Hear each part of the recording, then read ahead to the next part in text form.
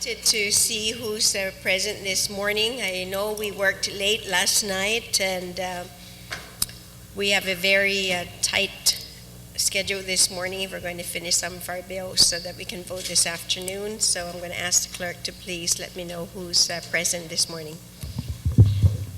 Madam Speaker, currently present in the hall are Senator Pangilinan, Senator Palacio, Senator Guthert, Senator Respicio, Senator Blas, and yourself. There's 2, 4, 6. There is no quorum. Thank you very much. Sergeant at Arms, can you please again call the senators?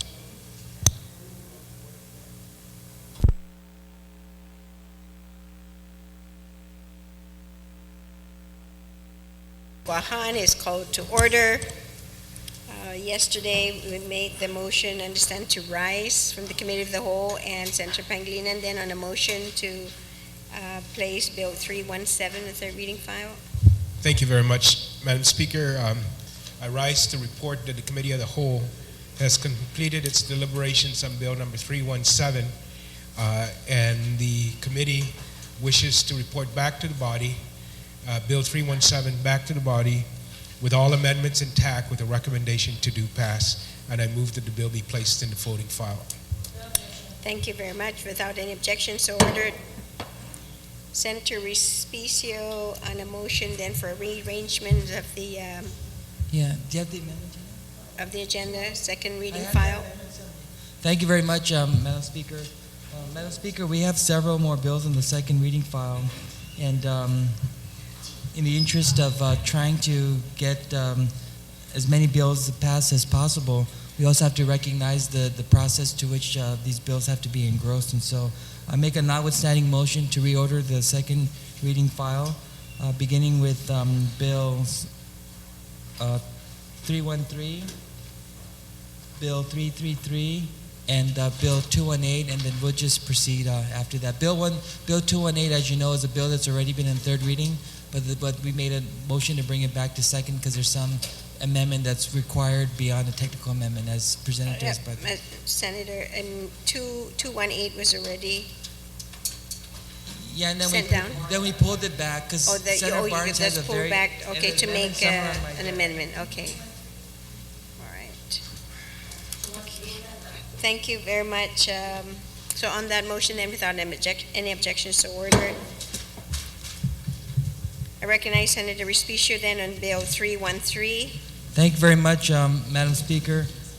Madam Speaker, Bill 313 is a bill that I'm just kind of happy but sad that it's something we have to do. As you know, those who come in under aid and labor status are required to pay a fee, and historically when it was $250, the Department of Labor has been charging $250 at a prorated rate for the amount of time that worker works on Guam. And when the legislature moved to authorize them to collect as much as $1,000, and it was further amendment to tack on another $91, the Department of Labor opined through the Attorney General's office that they have to collect that fee at one time because of how the statute is written, regardless of how long that worker works on Guam. And as you know, with the impending military buildup and just with the general construction requirements to accommodate our organic growth here on Guam, we're going to see a lot of aid and labors here. And I'm aware of one company that had to pay in excess of $75,000 because of this new change in policy by the Department of Labor. As you know, when people are going through construction, there are different phases. You don't bring someone to do the cabinets at the beginning of a construction project when you still have to lay the foundation and the walls and everything else. So if you bring a masonry at the end of the process rather than the beginning, you still have to pay that $1,091. And so, in talking to our colleagues, in dealing with the interim chairman of the Department of Labor, I'm very pleased that he held a hearing, and it was expedited hearing rather, and that his committee worked diligently to put a committee report together. And the Department of Labor supports this bill.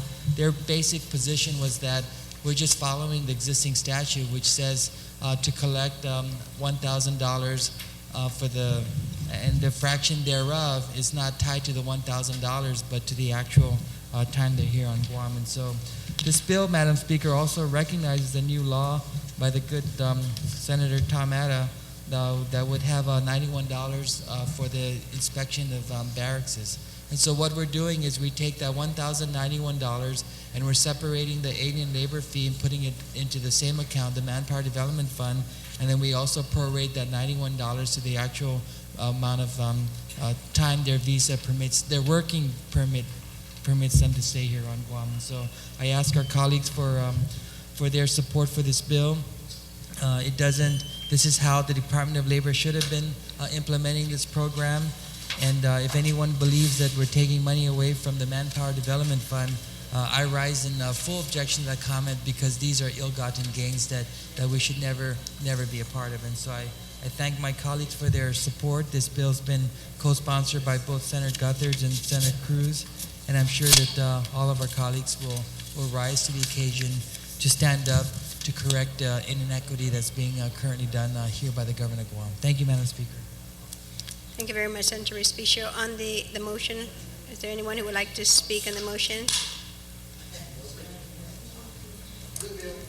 Thank you. So on the motion then to send it down to the third reading file without any objections, and so ordered.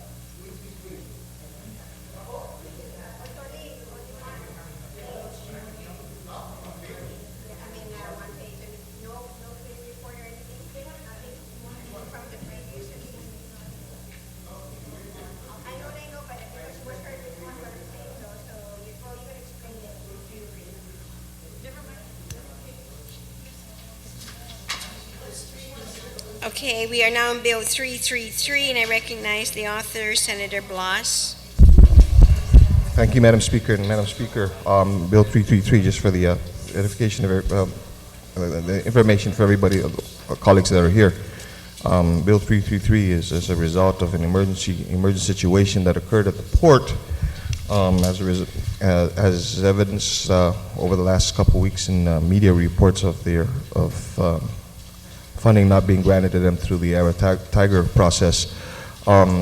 It was drafted, and then a letter was sent to you, Madam Speaker, requesting a waiver of the public hearing process because Bill 333 addresses and attempts to address certain provisions of Public Law 30-57, and it had already, as a result of this, it already had its public hearing process, and it's just a matter of amending language that had already been contained in that, and that had already been discussed in the public hearing process.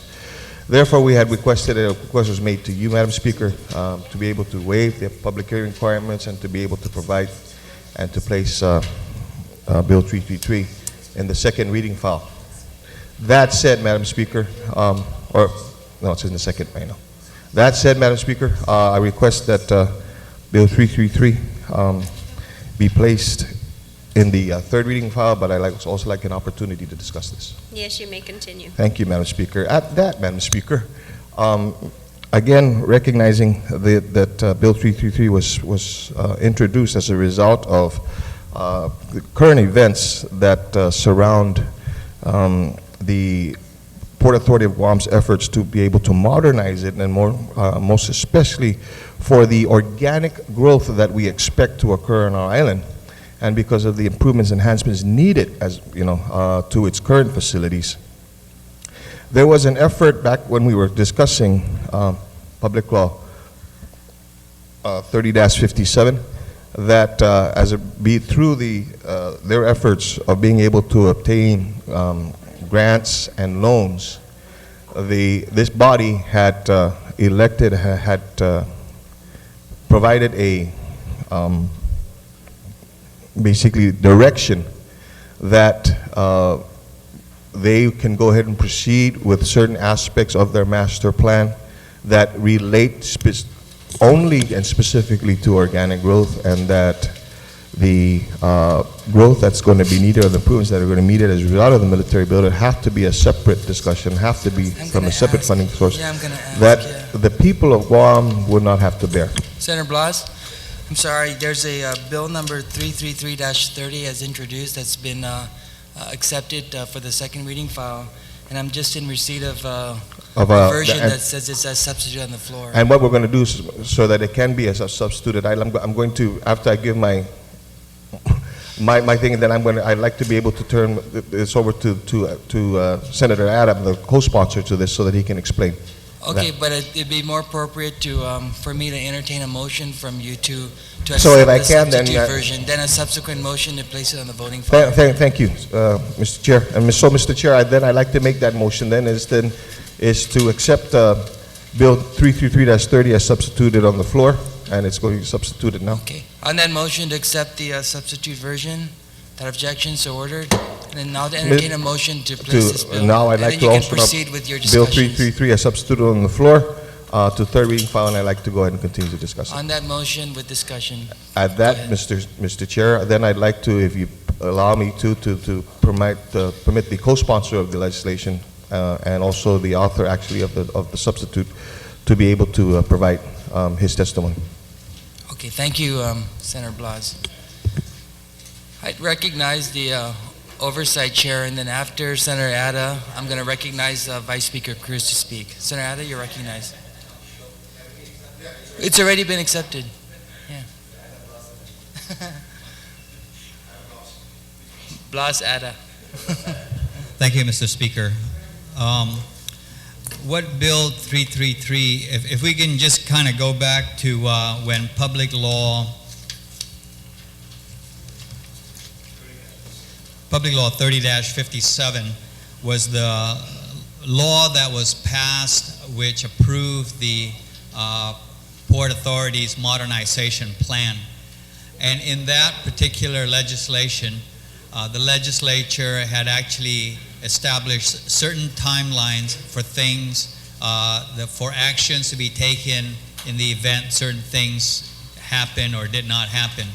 In that particular law, it set a deadline of January 2010 for the Port Authority to come back to the legislature to inform them on the status of their application for $50 million with the ARA grant. And in the event that they did not receive the ARA grant, then they had 90 days to come back to the legislature with an amended master plan that would then actually be a scaled back master plan that would be funded within the borrowing capacity of the Port Authority and would only be modernization to the extent of being able to accommodate the service demands from the organic growth of Guam. Well, we know that on February 21st, the port received notice that it did not receive favorable consideration of its $50 million grant. Now what we need to do then is we need to give them the opportunity to be able to go out and research for other possible grant that may be available out there, and give them the time that may be needed to find these grant sources. I know that MARAD also is working alongside with the port, looking for other possible alternative grants and similar funding sources, and so is JIGPO on behalf of the Department of Defense. But these things take a little bit of time to work out. And so what Bill 333 does is it then provides that the port shall immediately go out. Upon enactment of this, they shall immediately go out and initiate research to identify potential federal grants and similar funding sources, and begin discussions to secure the funding and the commitments that's needed for the modernization of the port. And that we're going to give them up until June of 2010 to then come back to the legislature, if they, at least that's the deadline, and to inform the legislature of the results of its efforts to find alternative financing. And at that point, if they have not found alternative financing, then they need to come back then with their recommendations to move forward, most possibly in terms of a scaled back modernization plan, as I stated, to be able to accommodate the organic growth demands of the community. And then, so in addition to that, there was another piece of the financing for the modernization plan. One was the ARA grant. We already know that is not going to be available. So now we're changing language to say, go out and find other potential funding sources. The other part of the original bill that was passed was it made specific reference to the USDA loan. And what we're basically saying is, you know, the USDA loan is not 100% sure at this point. It's still out there, and it's a work in progress. And if that does not come to fruition, then the port has to go out and find other comparable loans to be able to fund the modernization plan. So really what this Bill 333 does is it kind of broadens the playing field so that we're not tied down to just the ARA grant, but other potential grants, and also does not limit us just to the USDA loan, but allows them to go out and find other loans to that may be feasible and available for the modernization of the plan. All other requirements, the requirement in particular that in that modernization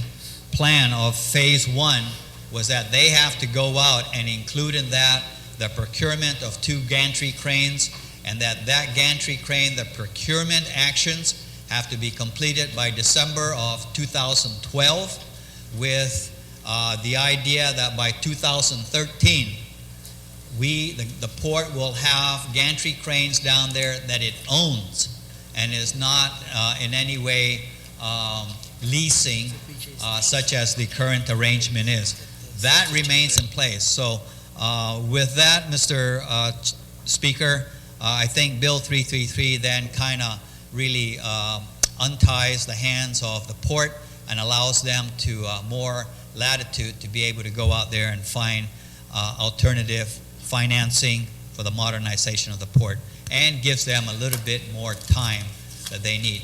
I know that there's active dialogue going on with between the port, MARAD, USDA, and JIGPO, and I've had the privilege of being able to sit in on those discussions to kind of get a feel for how things are going, and I will continue to stay engaged in that regard too. Thank you. So I urge my colleagues to act favorably on Bill 333 so that to allow the port to move on with its quest to modernize the port. The substituted Bill 333 as substituted on the floor. There'll need to be some what's been passed around. For example, like on page 1, line 1, it should read on there, on September 14, 2009, the Jose D. Leon Guerrero Port Authority of Guam. So instead of XXX 2009, it should be September 14, 2009. The other technical correction would be on line 4. It states there, on February 21, the port received notice. It was actually February 18th. And that should be the only other technical correction. Thank you. So on the motion then to, on line 1 is to add the date September 14th, and then on line 4, add the date change it from the 21st to the 18th. On that motion, without any objections, and so ordered. We have, I have the Vice Speaker to speak on the motion. And Madam Speaker, I rise in opposition to this bill. Yes, I rise in opposition to this bill. And a very recent story, just in today's newspaper, by our colleague who turned around and had a strange look on her face about it. The fact that there have been recent developments at the port that demand that this master plan be completely redone. This is the time to do it. When we had the board members of the port in front of us, they took all 73 acres of the port as it currently stands and are turning it into areas for the military buildup. We got rejected the other day, guys.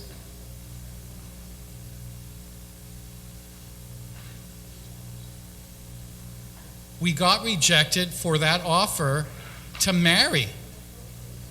The dowry fell through. And you're still pushing that you want to get in and do this. Find someone else. And that someone else came in the other day in the form of Queen Mary II. And we dragged a huge ship with 4,000 people on board. And we had to do a lean-to, throw together display down at the bottom because we don't have a cruise line terminal down at the commercial port. We've got to stop and have the port redo the plans to put and set aside an area for a cruise line terminal,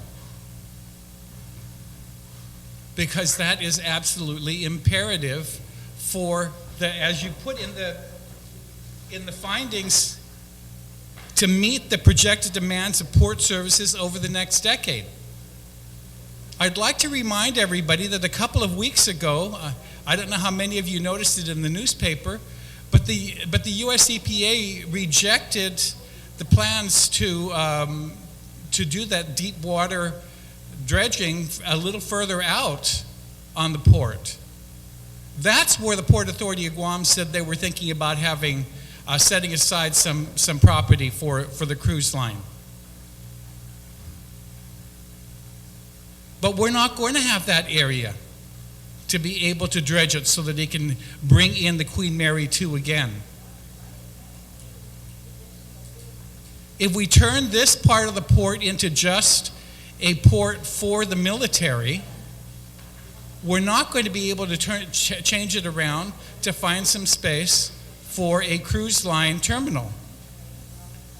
And we've already gotten notification that we can't do the dredging further out to redo, I forget, there was a story just in the last 2 weeks about the wharf, the digging being denied. So now's the time, because once we get a loan and on this master plan without a cruise line terminal, we're not going to have a cruise line terminal. Last Friday, the port sent me a notice invitation to come down to meet the Queen Mary. And I sent back a memo. I would come down, except I'm too embarrassed to welcome 3,900 people and drag them through my bathroom into my house.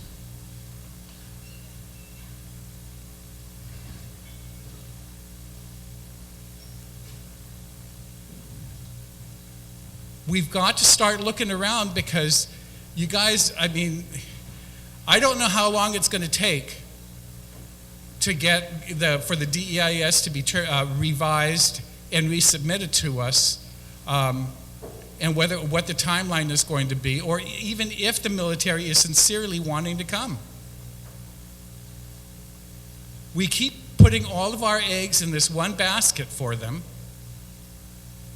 and they may not really want to come. I mean, I've said it a number of times, and it's my contention that you wouldn't spend $89 million to write a DEIS as poorly written and poorly researched as that piece. I won't even say it over the air what I think of it, that they submitted to us, if you were really sincerely interested in coming. You wouldn't, after going for 3 years running around saying that the port is the choke point of the island, 3 days after the DEIS closes, reject the plan, the request for a loan. There was lots of additional money that the Secretary of Transportation had left over in his discretionary fund. There was $1.5 billion. We were only asking for $50 million. $50 million out of $1.5 billion that he had in his discretionary fund, and he still told us to go hike. Tourism has been the engine of this economy for the last 50 years, and we've got to do everything we can to protect it and enhance it. If we don't take the time now to force the port to come back in, call their board back in to rewrite their master plan to set aside at least 1 acre, if not 2, for a cruise line area, cruise terminal, we're going to design a really just a commercial port, just for commerce, but not for tourism. And we're not going to have a second chance, a second bite of the apple to develop it anywhere else out in the breakwater or wherever else they were planning on sticking the commercial port, the cruise line that they had originally said. I can't even remember. I'm so upset that I can't remember that. But I do distinctly remember in the paper the other day mentioned that the authorization for the dredging had been denied. So I cannot support this. I'd like for us to demand that the port come back in and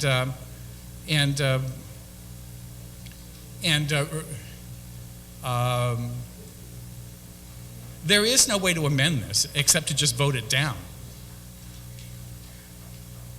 so that they understand that we're not going to have this in there. The master plan is what needs to be redone. We're still giving them authorization to go back out with this master plan, and until the master plan's redone, they'll be running around asking for $50 million or $100 million with the USDA for the other half on the plan as is currently situated. Without it having a cruise line area, I cannot support this, and in the interest of time, I'll stop at this point. You know how I feel, and I cannot support this, and I hope that as many of my colleagues as possible will register their objection, their concerns about the fact that we're putting all our eggs in one basket for a lover that does not want us.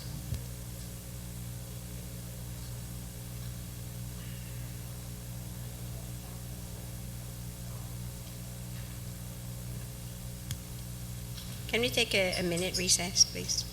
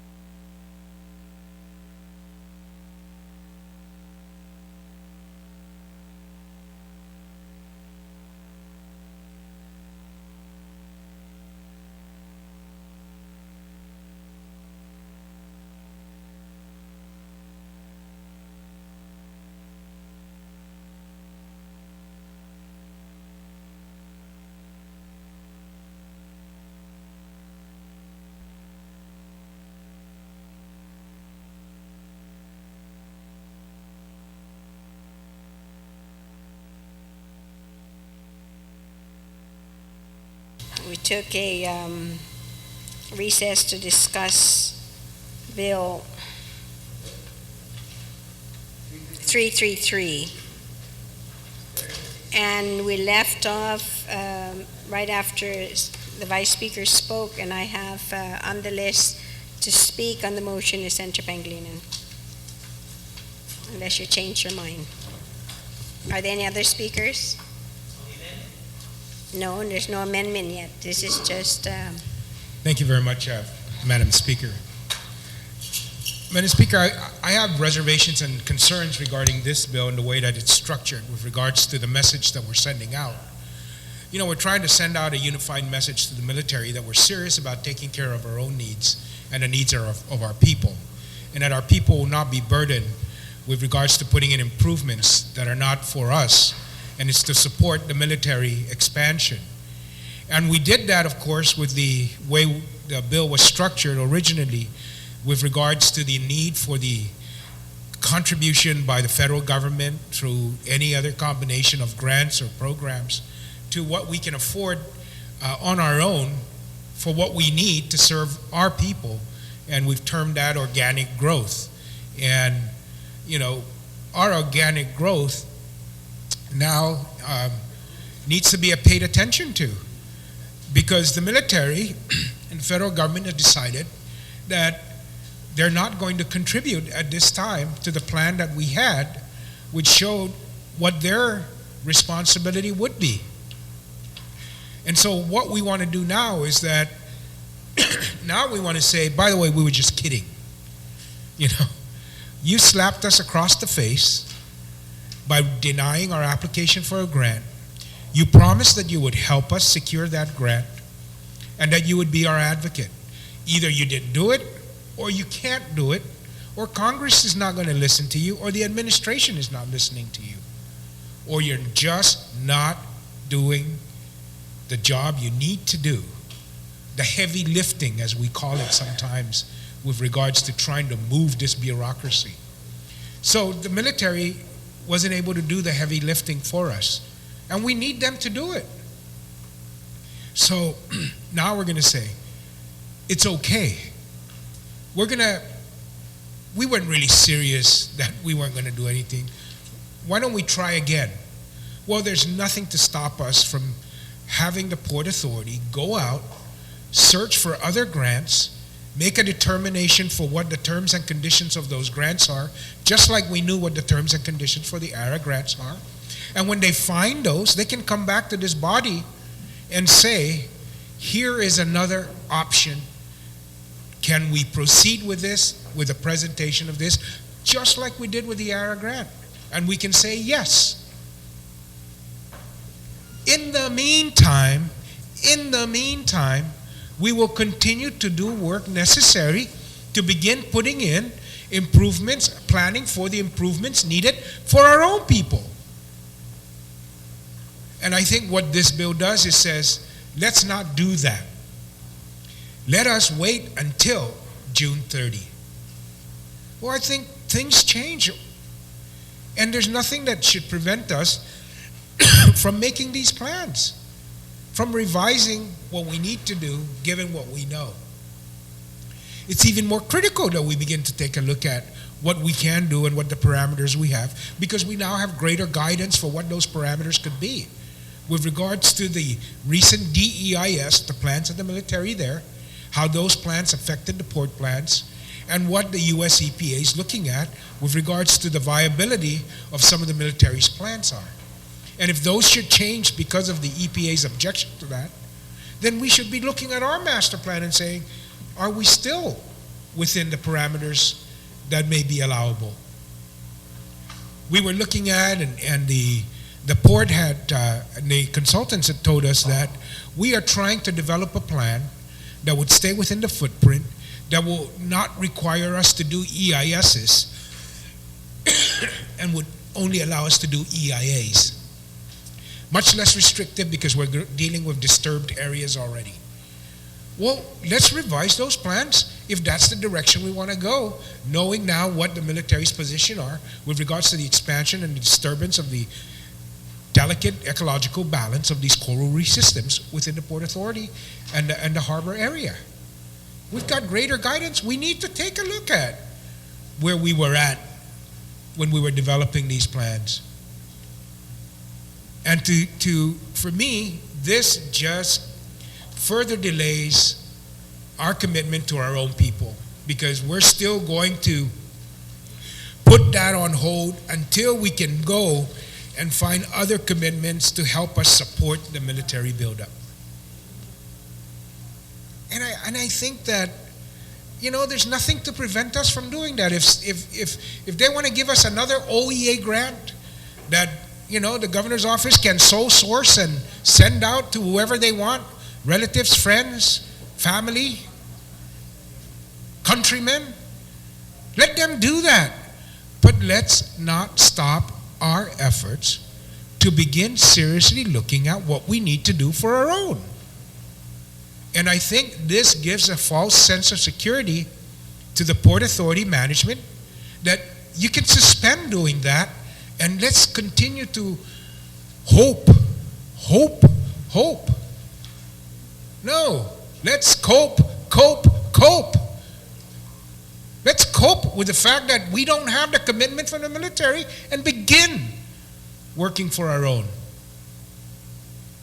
But no, this bill says we still want to hope. Hope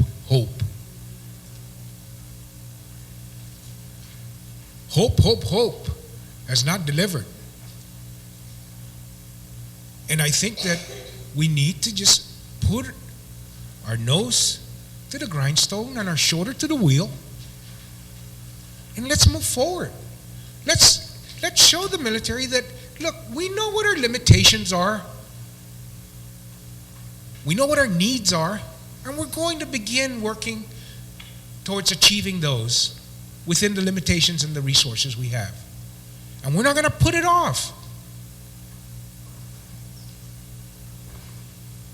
And when you're serious about it, then come to the table with the money. Show me the money.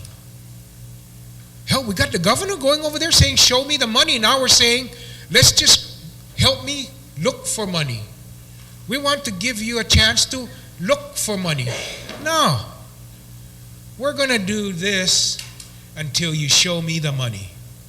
We're not going to put it off anymore. We're not going to depend on anybody anymore. We're going to do it ourselves. And we're going to do what our needs are.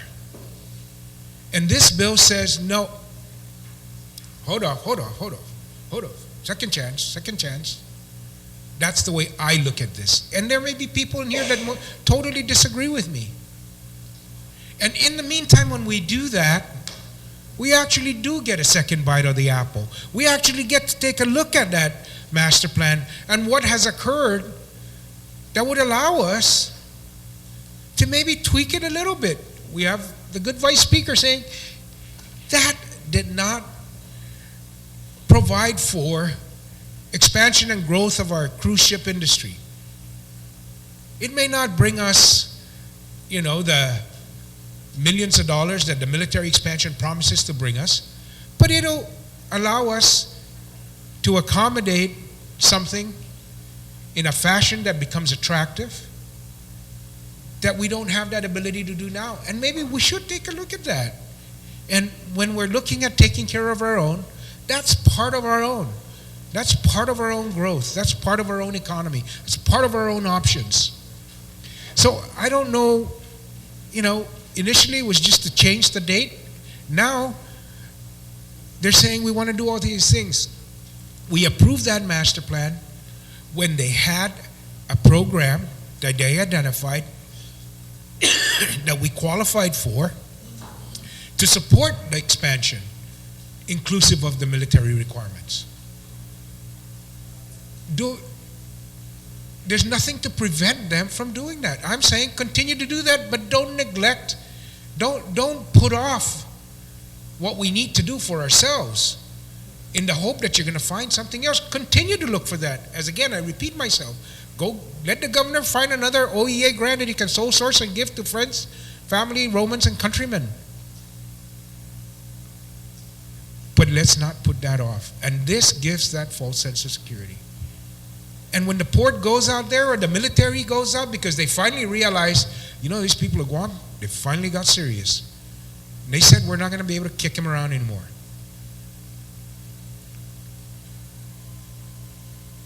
And that they're going to be judicious in their responsibility to their own people. They're not going to believe us anymore until we demonstrate something concrete in the form of providing them with the resources. Not the resources to go look for grants, but the resources to implement the plans. That's what we're looking for now. We don't need any more plans for studies. We know what we need. We know what the requirements are for ourselves. And we know what we need to do to help them. And they've got to come to the table with those resources anymore at this time. Not come to the table with saying, hey, let's go look for more grants. You go. When you find them, you think they're going to be helpful, bring them over here. We'll take a look at it. We'll compare it with our plan. If it's acceptable, we'll take it down to our legislature. And just like the last time, they'll act expeditiously on it. What's wrong with that? You don't need this law to do that.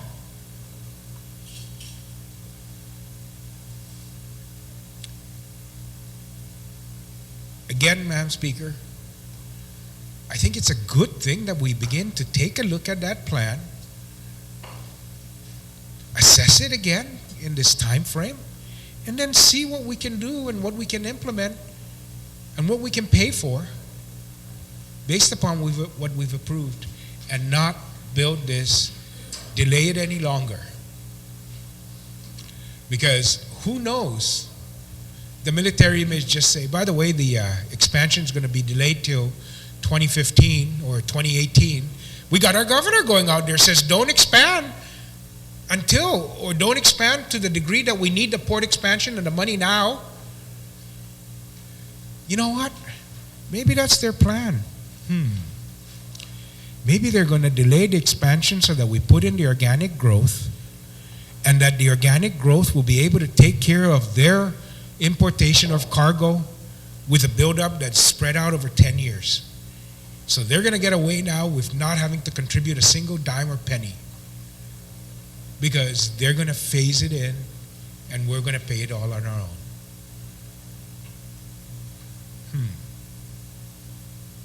Could be.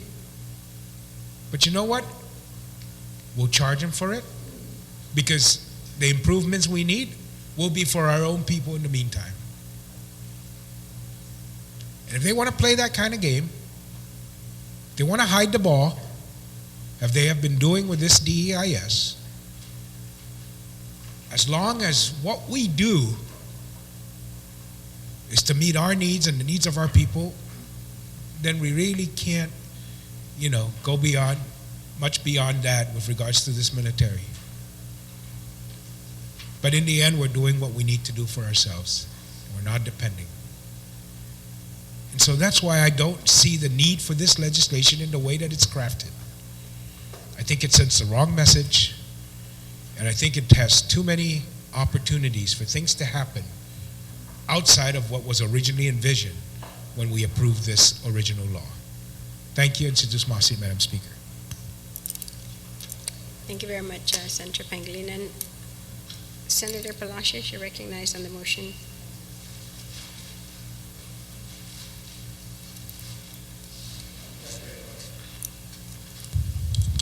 Thank you, Madam Speaker. Madam Speaker, I rise in support of Bill 333. Madam Speaker, this is a very simple bill. Even any student from junior high or middle school can understand this. The master plan is a plan that's already approved by this body. Now, arguments were offered that have been offered in opposition of the master plan, despite the fact that the master plan already passed. And the only issue here is to give another 3 months for the Port Authority to find a funding source in light of the rejection of a key component of the funding source for this master plan. And that's all. Nothing is altered in this plan other than the Tiger grant that didn't come through. The people of Guam have paid for this. I know we're going to go just dump this very simply like that because it didn't go for that one component. And there are sources out there. And with the recent support that the U.S. Congressman Webb wrote to the president that perhaps maybe this can be rekindled. The fact of the matter is that there is support for federal grant, for federal money on that part. So the 3 months is for the Port Authority to go back to find some other funding source and see if we can preserve the plan that this body passed, despite some rejection by some members of this body back then. And again, the only thing here, the only single item here is, are we going to give them the 90 days without having to require them to now come back and redo this? 90 days is not too long to wait for the money that's already pumped into this. And it's a very simple bill 333 that any student from middle school can understand this. That there's only one single thing to extend it and not require them to redo this, and perhaps within the 90 days they can find an alternate funding source. So I support this bill because it's a simple bill. Thank you, Madam Speaker. Thank you very much, Senator Palacios. On the motion, are there any other speakers? Senator Espaudan. Thank you, Madam Speaker. Madam Speaker, I too rise in support of this bill. The previous, the immediate previous speaker noted that we have gone down this road in terms of all the plans that we've developed over the past several years. We have approved that master plan, and this basically just calls for an extension in time to help us identify other possibilities in which we might be able to find and secure federal funding, whether it's through grants, whether it's through whatever from the federal government. That's all this is asking, right? Now, our good colleague from Barragata is making the argument, is like, no, we can't do this, we can't give any more time because now's the time to make our statement that without that federal funding, bottom line, forget you, DOD, we're going on ahead with our plans anyway, which is a fine statement to make, and I believe so as well. However, this bill does not preclude us from doing that. Actually, this bill, in its original form, allows us to do that. In fact, if you take a look at really what it says that if ERA funding is not, or Tiger funding does not come through by January, then one of the things that the port is authorized to do is to come back to this body and make its recommendations in moving forward with the port's modernization plans, which is to include, but not limited to, the scaling back of the modernization plans that would address organic growth capacity requirements. In other words, the law that we already passed, which basically set the January deadline to be able to secure the funding, also has in a provision that says if that funding does not come in, then what we need to do is revisit the master plan and take a look and scale it back and try to figure out how we can scale back that master plan so that we can at least go on ahead and proceed with the organic growth requirements down at the port. So there is nothing in this bill that prohibits us from scaling back and taking that stand that this is exactly what we're going to do. The only provision that really is the addition to this bill, or that changes the original bill that we passed a couple of sessions ago, is that now instead of January being that deadline, it's now June. We're now upon March, April, May, June, 3 to 4 months. And that is an appropriate amount of time to see whether there is going to be any more assistance, or not anymore, but if there is indeed going to be an assistance from the federal government in terms of grants, loans, financing, whatever, however they're going to help us with this. Understanding that they themselves, DOD themselves, have recognized that this buildup, whatever it may be, cannot happen if the port cannot accommodate. But again, we can make the statement to the federal government, to anybody else out there who's listening, to Department of Interior, Department of Defense, and whatnot, that we will scale back our plans because we do not have the necessary funding, much like what our good colleague from Barragata is advocating. Make that statement. And yes, that is a statement we have to make. But like I said, this bill does not preclude us for making that statement. So why should we be against this bill? It allows it for it already, to step back and say, okay, we have not received the full funding, so we have to go back to a lesser plan that accommodates our own organic growth that does not include the buildup of the military. Yes, I'm incensed by the whole fact that we have not gotten that funding to help us with the port. Yes, I am insulted by that whole thing. But, needless to say, processes sometimes are processes that we have to work through. If we come up against a wall, that doesn't mean we stop there. That doesn't mean we give up and say, okay, never mind, forget this route. That just means maybe we have to figure out a way to conquer that obstacle. How do we get around that wall? How do we tear down that wall? How do we climb over that wall? But sometimes you need a little bit extra time to figure that out and actually make that move. And that's all this bill is calling for. A little bit of an extension of time to help identify other funding sources. In the meantime, we still have the ability to right now, today, have the port scale back, come back to us in the next couple of weeks and tell us, right, what is your plan for the scale down, because we have not gotten, we are not being given the financial support. Madam Speaker, I see you shaking your head and you don't agree. But if you take a look at the bill, that's exactly what it says under Section 2. If you look at page 2, line number 8, where it's under Section 2, it said it recommends in moving how it's going to recommend. I mean, if we don't get the funding, what are the recommendations that the port will make in terms of modernization plans that will basically be limited to what we can afford, which is $54 million. So again, we are not prohibited, we are not precluded.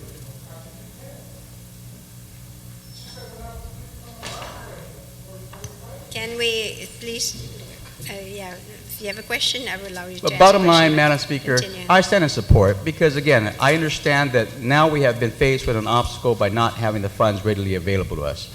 This extension of time of 3 months is not so out of the box that we could not overcome it. We should prepare that within that 3-month time, nothing happens, then okay, our plan to go back to only organic growth model, which is $54 million, should be in place once that time comes along. But just because we have one setback at this time does not mean that we should abandon the plan. That's all I'm saying. I support this bill. Thank you, Madam Speaker. Thank you very much, Senator Espodan. Senator Guthertz? What was the motion, Madam Speaker? Can you repeat it, please? Well, the motion is just to place the bill down in the third reading file, but Okay. and it was amended earlier for just the dates. Well, I have an amendment. Well, so do you want to, so you can speak and then make your Thank you. amendment. Thank you, Madam Speaker. I have passed out a amendment to the bill from myself and Senator Wontat, which for some of us may help to resolve our concerns. It's a very simple amendment, and it reads, to amend lines 8 through 16 of the substitute bill, Part 2 of Section 4 to read, 2, its recommendation in moving forward with the PAG's modernization plans, which include but are not limited to the scaling back of modernization plans that would address organic growth capacity requirements and funded through debt that is within the PAG's ability to pay, estimated to be about $4,500,000, and which shall include the acquisition, either through purchase or lease, of at least 2 gantry cranes. Oh, wait a minute, something's missing from here. A provision is shaded Yes. off. What happened to the part I wrote? I know it's shaded. There's a shade Oh, I'm sorry, there it is. Oh, yes, okay. to A provide. provision for a passenger terminal of a minimum of 2 acres and the docking of passenger cruise ships. And then it continues as original, the acquisition either through purchase or lease to own of at least 2 gantry cranes. I'd like to move that this amendment be considered for discussion. Senator B.J. Cruz on the amendment, and then Palacios. Yes?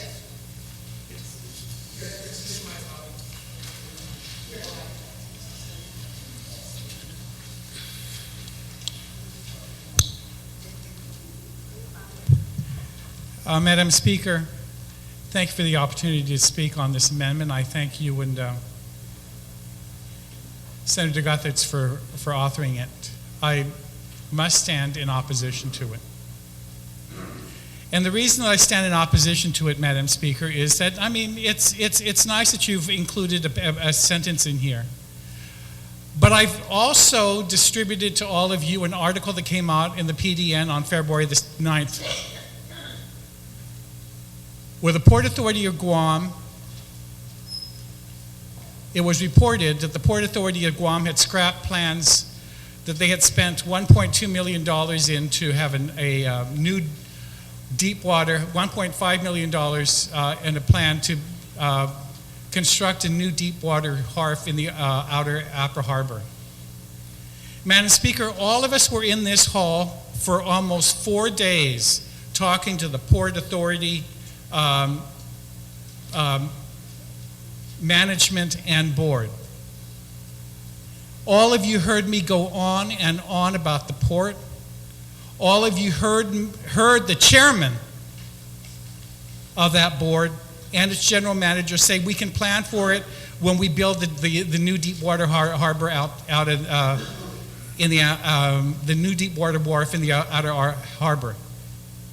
In November, did they tell anybody on this floor that had already been scrapped?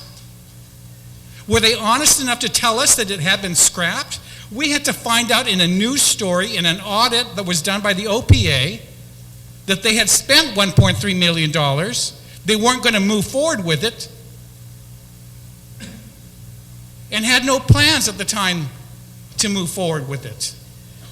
And now we're going to trust them with one little line in here that says, you've got to find some way to put something in here.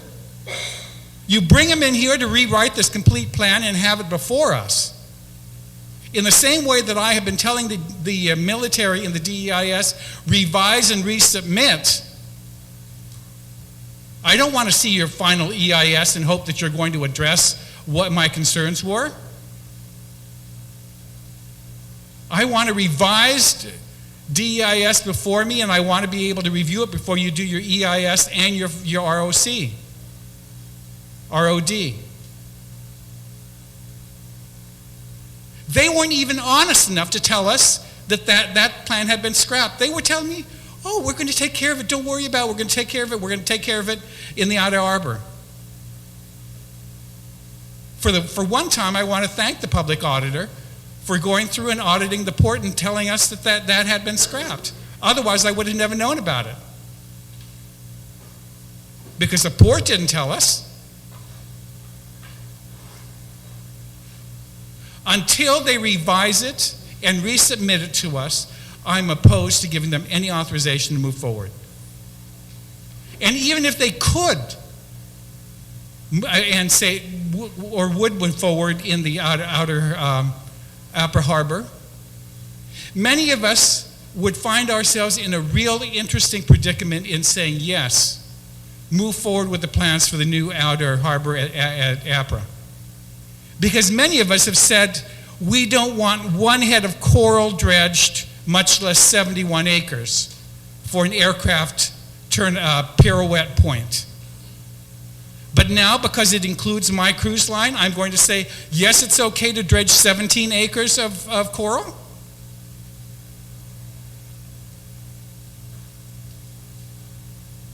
We're going to find ourselves in a real tough spot, Madam Speaker, especially those of us that have opposed the dredging of the coral.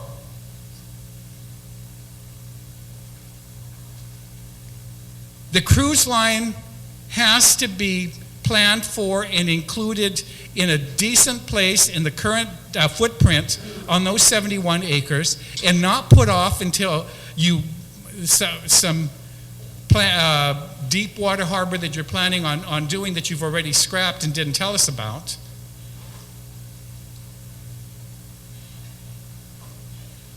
I'm sorry to say it on the air, but I can't trust them now. I don't care if you wrote it in the law. They couldn't even honestly tell us that they had already scrapped it, and so I'm opposed to this amendment. Thank you very much, Mr. Vice Speaker. Is anybody else? Oh, Senator Palacios on the amendment. You canceled. Senator Guthertz.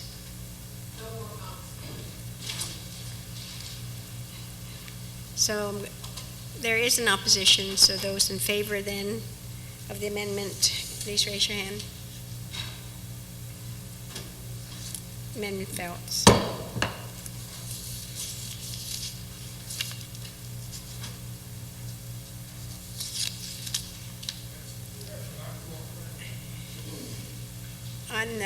I have Senator Calvo who would like to speak next. I will allow you to provide, yes, on the main bill. This is too important a subject for me to try to restrict you from speaking or providing an amendment. So, Senator Calvo, you're recognized. I'm sorry, Madam Speaker, this is on speaking on the main bill as substitute. Okay, thank you. Madam Speaker, again, I rise in support of the passage of Bill 333 as substituted on the floor. And again, I stand in favor for all the reasons spoken by the earlier speakers in favor of the bill. This bill, again, everything here and why we're here with this bill has to deal with a plan that has already been ratified and approved by this body. But again, because of extenuating circumstances, changes that need to be made, and what I consider very minor changes. The issues in regards to taking a stance in the federal government, I still believe we have that opportunity with the current law in place and the master plan, and very clearly stated in the legislative findings and intent. The problem I see here is for some of the my colleagues that, again, want to send a strong message, my concern is, winning the battle and losing the war. Winning the moral victory, a perceived moral victory, and then again, the consequences the people of Guam are going to have to live with. There's a saying, what do? Cut your nose off to save your face. Madam Speaker, my years in the private sector before being working with this august body, I understood some of the shortcomings of our port and what it meant to businesses, but most importantly, what it meant to the people of Guam.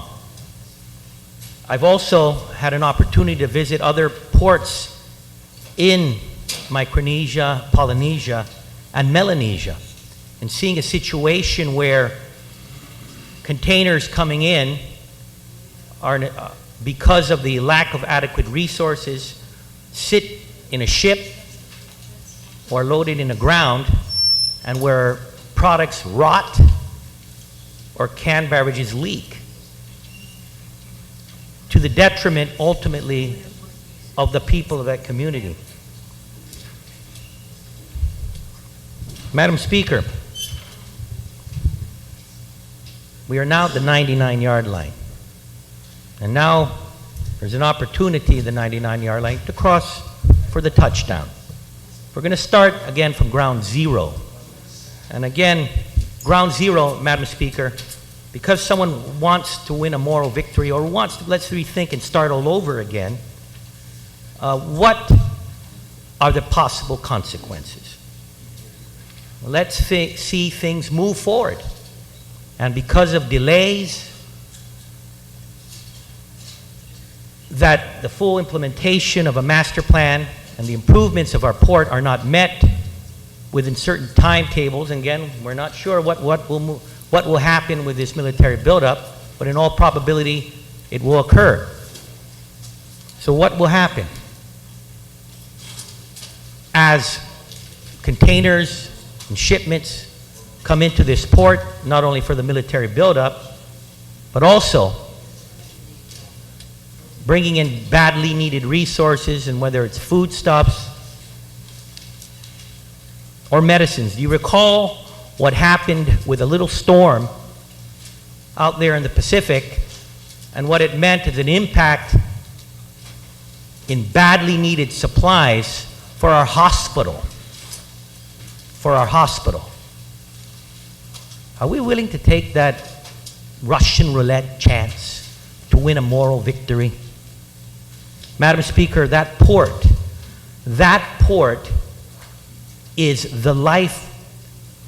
blood, not the lifeblood, but it is a funnel for 90% of the inventory and products that come into this island. Are we going to win a moral victory? And with that, endanger. Point of personal privilege, Madam Speaker. I think everybody's mischaracterizing my position. My position is not to delay expansion of the port any longer. It's to proceed with the expansion that we need for our own people. I just want to make that very clear, because everybody's mischaracterizing my position, and it is my position that they're mischaracterizing. They're saying that I want to delay on the port, and my position is, let's not delay it. Let's work on what we need to expand it for our needs right now, not 90 days from now, not 20 days from now. Point of personal privilege then, Madam Speaker.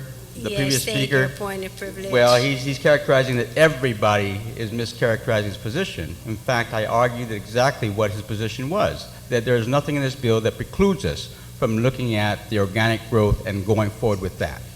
So I'm not part of that group, and so to characterize as everybody, again, everybody means everybody, not one exclusion. So that was the point of personal privilege. I just wanted to make sure I clarify. Senator Ada, you stood up. Did you have something? No. Okay, you may continue then.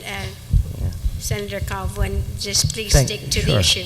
Thank you very much, Madam Speaker. Again, my apologies for any perceived slight by the earlier speaker. It was not my intention, Madam Speaker. And again, maybe I should be more careful in my wording. It just that I do have a lot of passion, because I do believe, again, that this port facility is so vital to the people of Guam. And I also believe that if we are to delay in the passage of this legislation, it may be, a strong maybe, potentiality for an impediment to the forward movement of not only a master plan, but of the development of the port, so it can, again, handle the increased volume that would come as a result of the organic growth of this community, as well as the potential growth as a result of the military buildup. So again, if there was any perceived slight, it was just perceived, and my apologies. But with that, again, Madam Speaker, I rise in full support of this measure. And again, understanding how important this port facility is, understanding as why we're here and the intent of this legislation, it is my hope that we will not try to expand from what the original intent for this correction is, and that we can move forward, focus on what the purpose of this bill and what it intends to do. And with that, Madam Speaker, I rise in support of the passage of Bill number 333. Thank you very much. Thank you very much, Senator Calvo. On the motion, are there anybody else who would like to speak? Senator Alcon, you recognize. Thank you very much, Madam Speaker. You know, I've been listening very intently to a number of the statements and discussions that have been shared with us. And there's one thought that continues to ring in my mind, and that is the Office of Economic Adjustment. They have resources under that particular funding mechanism with the Department of Defense, of which I believe $7 million was extracted out of that particular funding source to allow for this company called Matrix to conduct an assessment and an evaluation of the impact of the military buildup. Well, incidentally, it's my understanding that our chief executive is in Washington, D.C. today, and that he had a very recent meeting, inclusive of our Congresswoman, with representatives from the Office of Economic Adjustment. And you know, Madam Speaker, I bring that up because even after the visit, there was no financial commitment that was relayed from that particular office in terms of supporting Guam's buildup, whether it deals directly with the port, whether it deals directly with other mechanisms associated with the military buildup. And I think that it really beckons to question whether in fact representatives of the federal government recognize exactly what the impact of this military buildup is going to impose. And I use that word specifically, impose on the community and the people of Guam. I've always stated publicly that as a proponent of the buildup, yes, I continue to take that position, but not in an imbalanced equation. And when we're looking at the build-up, that's right now the timeline is 2014, Madam Speaker. 3 years from today, or 3.5 years from today, if things proceed according to plans, and obviously there's been some very strong efforts, inclusive of members of this body, to extend that military build-up several more years to allow for a better transition and supporting the local community, as well as transitioning in terms of supporting the military. But when you look at that 3.5 year, 4-year time frame, realistically, are we getting what we should receive to support our local community and the build-up? When we all heard about the denial of this particular ARA funding mechanism, it was a big blow. Rightfully so, Madam Speaker, because that is where 95% of our products come in through the commercial port of Guam. And in order to accommodate not only our organic growth, but in order to accommodate the military build-up activities, obviously some of this expansion and the acquisition of additional cranes has to take place immediately. And I bring those things up, Madam Speaker, because it relates directly to this legislation. There's going to be an allowance to extend the time frame to June. To me, I consider it commendable that the two sponsors of this legislation is coming forward to this legislature and saying, okay, can we extend the time frame in recognition that there are other funding possibilities, whether it's continuing to pursue the USDA loan or ARA funding, or whether it's looking at other mechanisms that would be available out there. There are possibilities there. But I also listened to an individual who says, let's proceed now. And I hope I don't mischaracterize the statement of our good speaker from Aragona. But because there's nothing wrong with proceeding now, Madam Speaker, and a lot of it comes down to this sense of urgency. We need to recognize the full commitment of this federal government in terms of the military buildup if the time frame is going to continue to remain restricted. And I'm saying there's got to be that balance. And the biggest choke point of any organic growth or any military buildup, because the initial figure was $30 million needed to address the organic growth, and maybe the chair, the oversight chair, has more current information in terms of what that cost structure, immediate requirement for organic growth would be. But Madam Speaker, if that is going to be the choke point, the commercial port of Guam, in bringing products, services, not services, but products and materials for this construction and this build-up, and most importantly for our people here in Guam, then we need to address this. And this proposal, like I shared a little earlier, I commend the sponsors because it's giving them that additional flexibility. The Port Authority recognizes that there's a timeline, there's a deadline in terms of submitting necessary documents. Well, they're coming before us and they're saying, can we get an additional 3 months, 3.5 months to be able to work on our options that are available. It's not disregarding the master plan, it's not setting it aside, but it's giving us the opportunity to pursue other options inclusive of what was previously pursued. You know, we know the chief executive, the commander-in-chief, hopefully will be landing in Guam shortly, next month. Hopefully he'll bring a bag of money that says military buildup, community of Guam, people of Guam, this is what we're going to give you. Not what we're going to give you, Department of Defense, to build the infrastructure. But people of Guam, this is what we're going to give you. And I hope and I pray that certainly that would include some of the necessary funding at the Port Authority of Guam. I support this idea because obviously when you have something codified in law that says after this particular incident or denial, you need to modify your master plan and come before this body and get it adjusted, there's absolutely nothing that prohibits them from looking at addressing today the organic growth. But in the same token, same breath, we should not restrict them from continuing to pursue other financial options that may still be available out there. Now, if they go out and try to pursue other options, and apparently Uncle Sam, if it's related to an Uncle Sam funding source, and the response is always deny, deny, deny, then we have a major, major problem in our hands. And I'm not saying challenge. We have a major problem in our hands, because if this is going to be a commitment on the part of the local community and the federal government, then it has to be a joint partnership here, so that ultimately it benefits our people. It takes care of the port requirements in terms of upgrading the facility and the services that are being provided through that facility. And most importantly, it improves the quality of life of our people. So, Madam Speaker, I stand in support of this, recognizing the sense of urgency. Thank you very much. Thank you very much, Senator Agan. On the motion, are there any other speakers? Senator Frank Blasen, you may close. Thank you, Madam Speaker.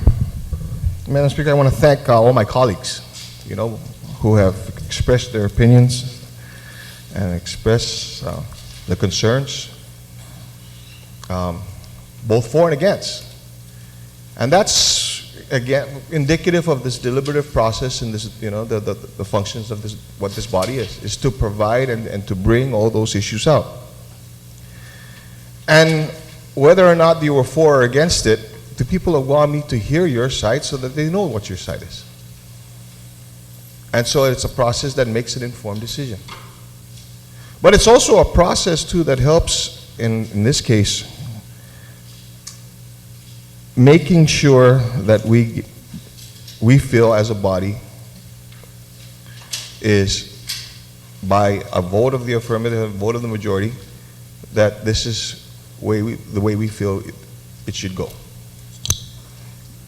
Madam Speaker, this bill, it was very simply just to provide an extension of a process that we had previously provided to the port. And it was a process that took into account the hard work and the efforts put together by everybody who's concerned with the port, most especially the port family, of which incidentally felt important. It was important enough that they availed themselves throughout this whole deliberative process so that they can answer any questions that we may have had. But it also include, and I want to take this opportunity, to recognize one individual who is as grassroots as you can probably get with the port. She's been there for many years, but now, and as a result of her work and her dedication and what she's done, Ms. Vivian Leon, who recently has been appointed as the interim Deputy Executive Manager. She was a major contributor to this whole process. She's been at the port for many years. She knows. More importantly, she lives here. She recognizes that the actions that the port has to take eventually is going to mean, if there's going to be a rate increase, if there's going to be an improvement, if there's going to be if we're not going to take the steps necessary to make some improvements, it's going to mean a hurt to her, because she lives here too.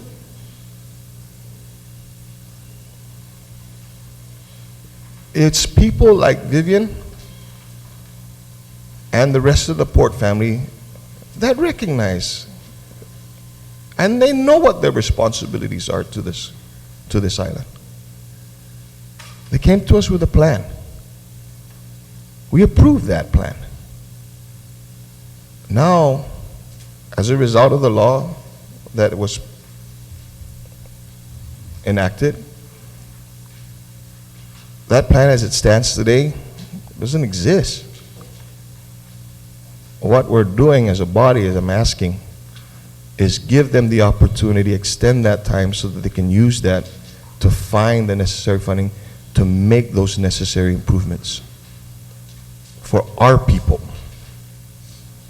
So with that, Madam Speaker, and I want to thank him, a good colleague from Manila, my uncle, co-sponsor, Senator, and the Oversight Chair, Senator Ada, for the the amendments that he made to the original bill. Because it makes it a stronger bill. We need this, and I'm asking my colleagues for their consideration. So with that, Madam Speaker, again, I want to reiterate my motion to move Bill 333-30 as substituted on the floor to the third reading file. On that motion, are there any objections? I'm sorry?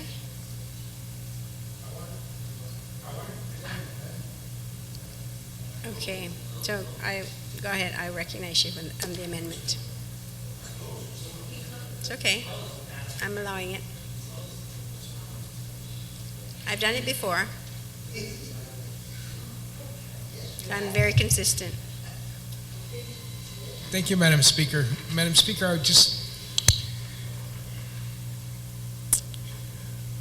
all I really want to do is keep this body engaged in the process. Do we have a copy? Can you please make sure we have a copy?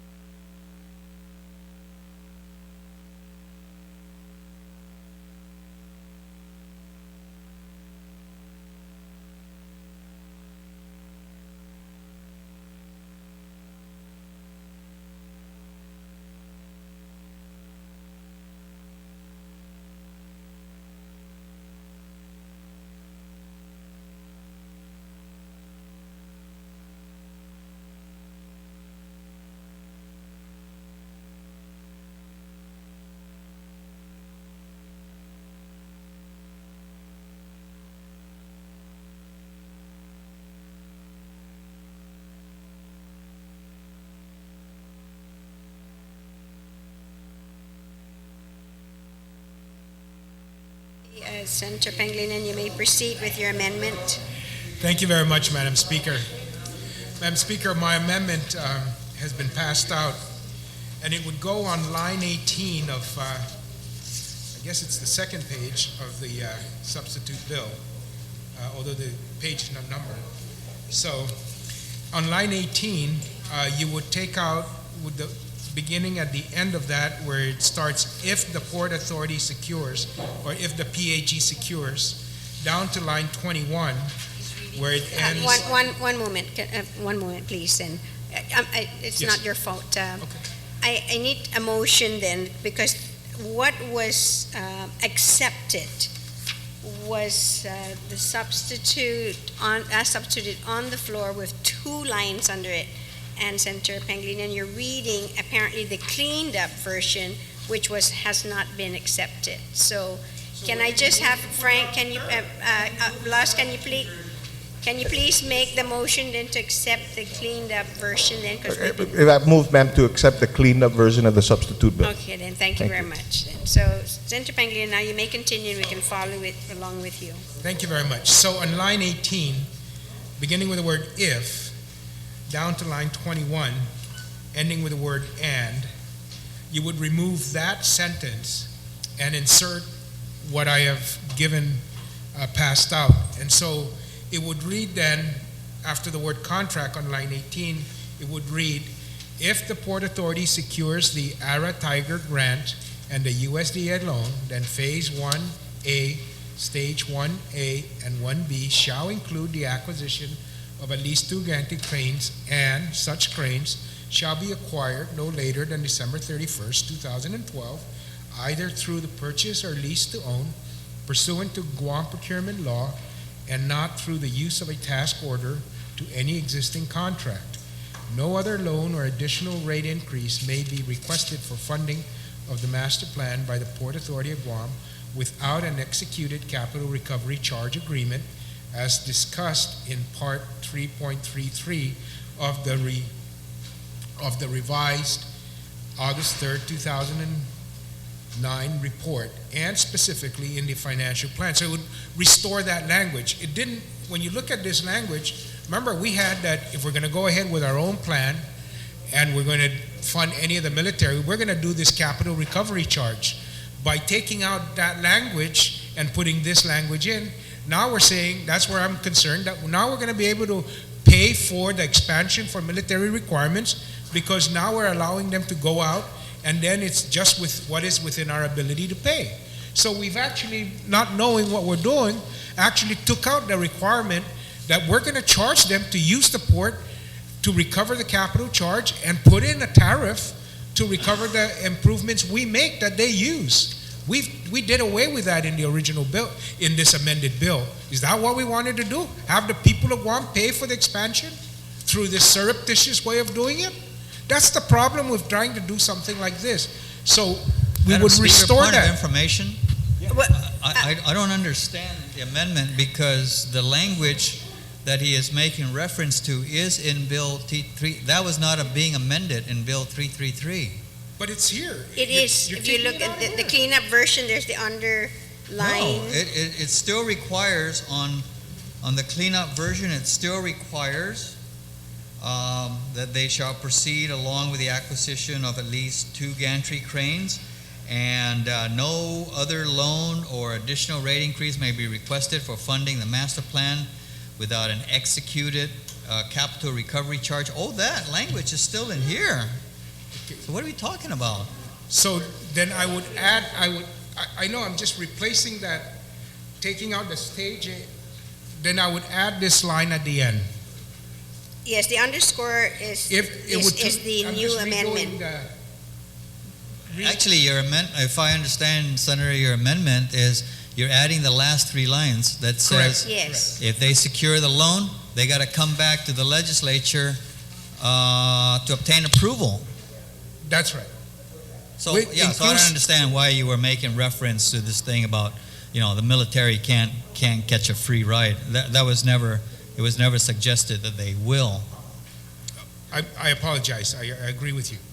Okay. So this line would then add the requirement that when they secured this other loan, that we know what those terms and conditions of the loan are and how it would affect, the people of Guam with regards to the operation of the port and so forth. And so it would then just require them to come back to the legislature for approval of that to proceed with the funding of the expansion of the port as outlined in the master plan. And I go again back to that requirement because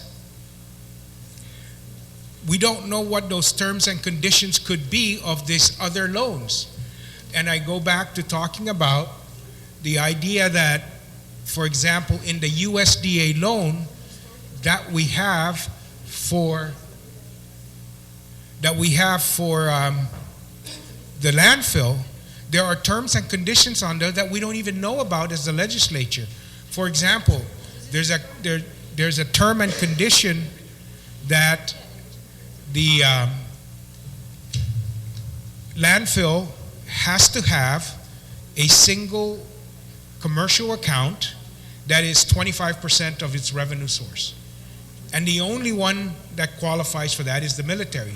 So if we accept the USDA grant and loan, then we have to let the military use our landfill.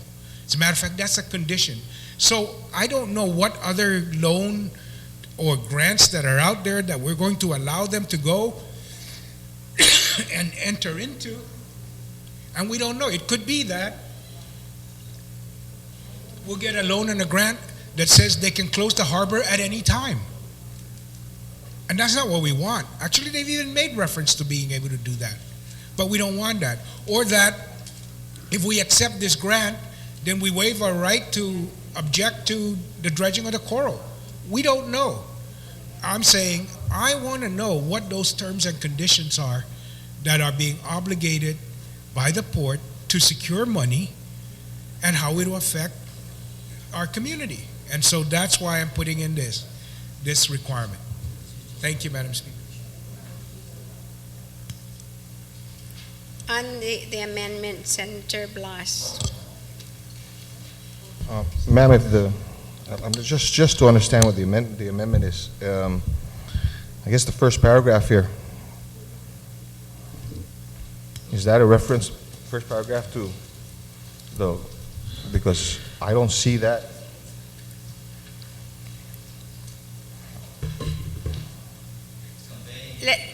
We're going to take a minute recess. That's the original language in the.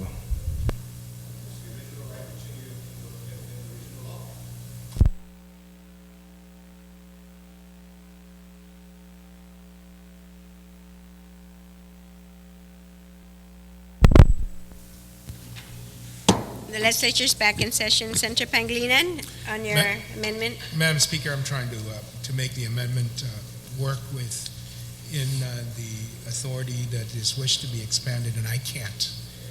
Philosophically and fundamentally, I can't. So I'm going to withdraw my amendment. Or I would request the body to allow me to withdraw. Okay, so on the motion then to withdraw, no objection, so ordered.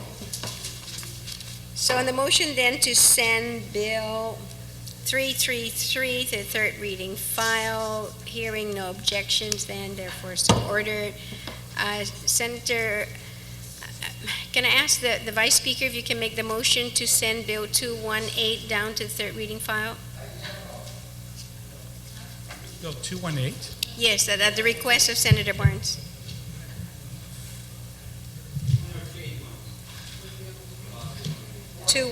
Madam Speaker?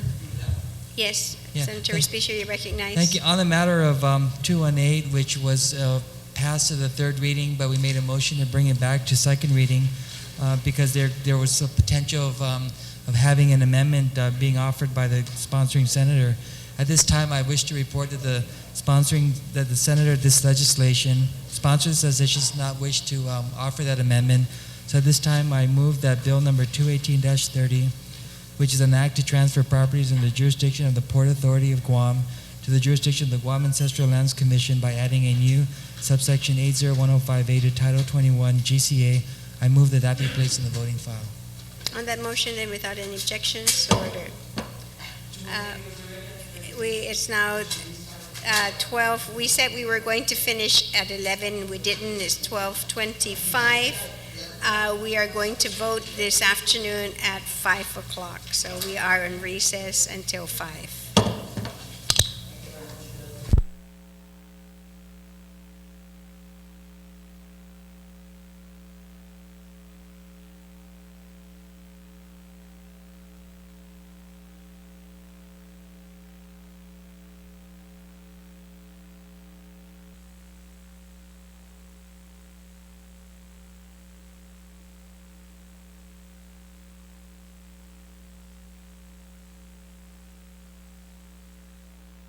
Motions. Thank you very much, Madam Speaker. Madam Speaker, as the legal counsel and the clerk are diligently preparing these bills that are being engrossed, I'd like to offer a notwithstanding motion to pull Bill number 92 from the voting file to the second reading file, the legal counsel has concluded that there's an amendment that's required that's beyond a technical amendment. So that's my first motion.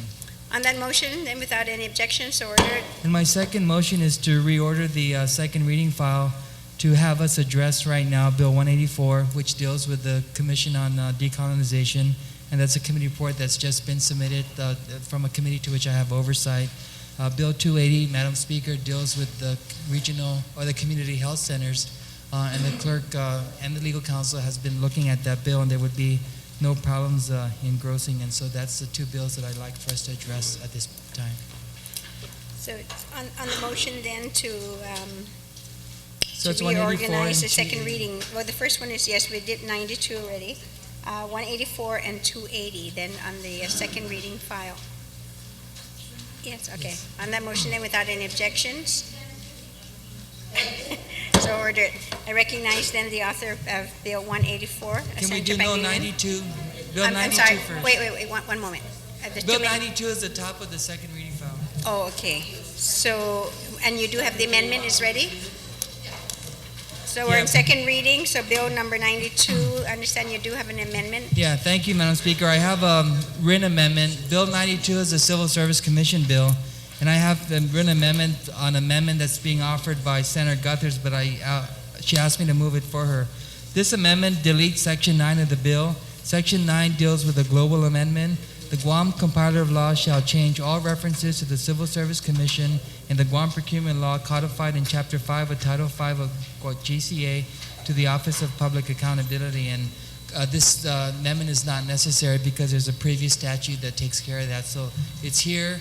I'm offering this on behalf of the sponsor, Senator Guthers, and I ask for our colleagues' consideration. Okay, so on the Delete motion Section then to delete, are there any objections? No, we don't have it yet. Yes. Bill 92 is the Civil Service Commission bill, and there's a section there that requires that all references to the public auditor be changed to Office of Public Accountability, and there's already a statute that takes care of that. And so that deletes, that amendment seeks to delete Section 9 of that bill. Senator, on the engrossed copy, Section 9 says savings clause. Can you please Because back and because that's Section 9. They're engrossing as if though that amendment carried. Oh, to, Yeah. oh, that, So as that it was- deletes that. Okay, so it's already addressed then in the engrossed copy. I want to make sure before I hit the gavel.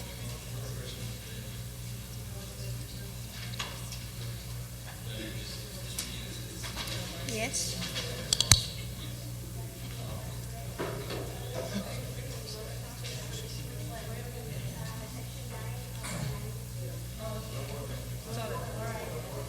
And so I moved then that bill, on this amendment, then I'll make a motion to place Bill 92 back in the voting file.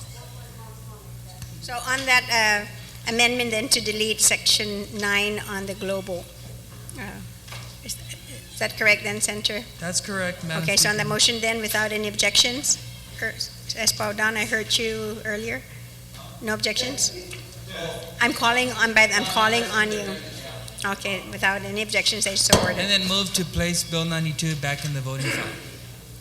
On the motion then, to Thank place you. on the third reading file and voting file without any objections, so ordered. Senator Pangilinan, you're recognized on Bill 184. Thank you very much, Madam Speaker. Madam Speaker, I'd like to move that Bill 184, I think it's titled as amended, be placed in the third reading file. The bill basically is on that motion, Madam Speaker, and then I'll just very briefly, Yes, on the motion then, but you would like to Thank speak you. on it. just very briefly, the contents of Bill 184 is a bill that would take all of the applicants that have applied for Tomorrowland Trust properties and take that listing and append it to the decolonization registry, and they would then be included and counted as registrants for the decolonization registry. Both registries require the same qualification and the same criteria to be eligible. So in order to be eligible to register, you have to be eligible to apply. It's the same eligibility requirement. So it just takes that list so that we can continue to grow the listing of registered individuals who will then participate in any future decolonization process. Okay. Senator Ada then on the motion.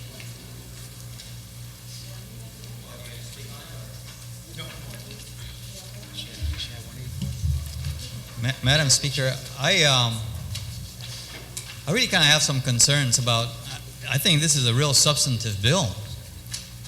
And to slam it down at third reading, I think I have my concerns about that. For example, I have my concerns about Section 2, where basically it seems that, you know, if you register for Chamorro Land Trust property, you're going to get on that decolonization registry whether you like it or not. And I guess we got to ask the question, why isn't that person's name on the registry in the first place? Maybe he wants to remain colonized. Maybe he doesn't want to get on the registry. So is this then kind of a quid pro quo?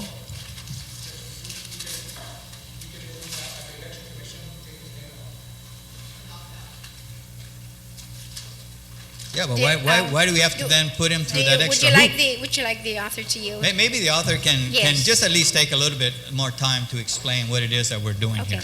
Senator Pangilinan, do you yield? Yes, absolutely, Madam Speaker.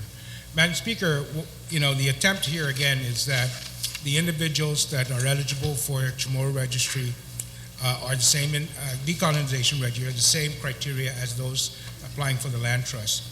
And so we've been working on the registration process and how do we get more names on that list.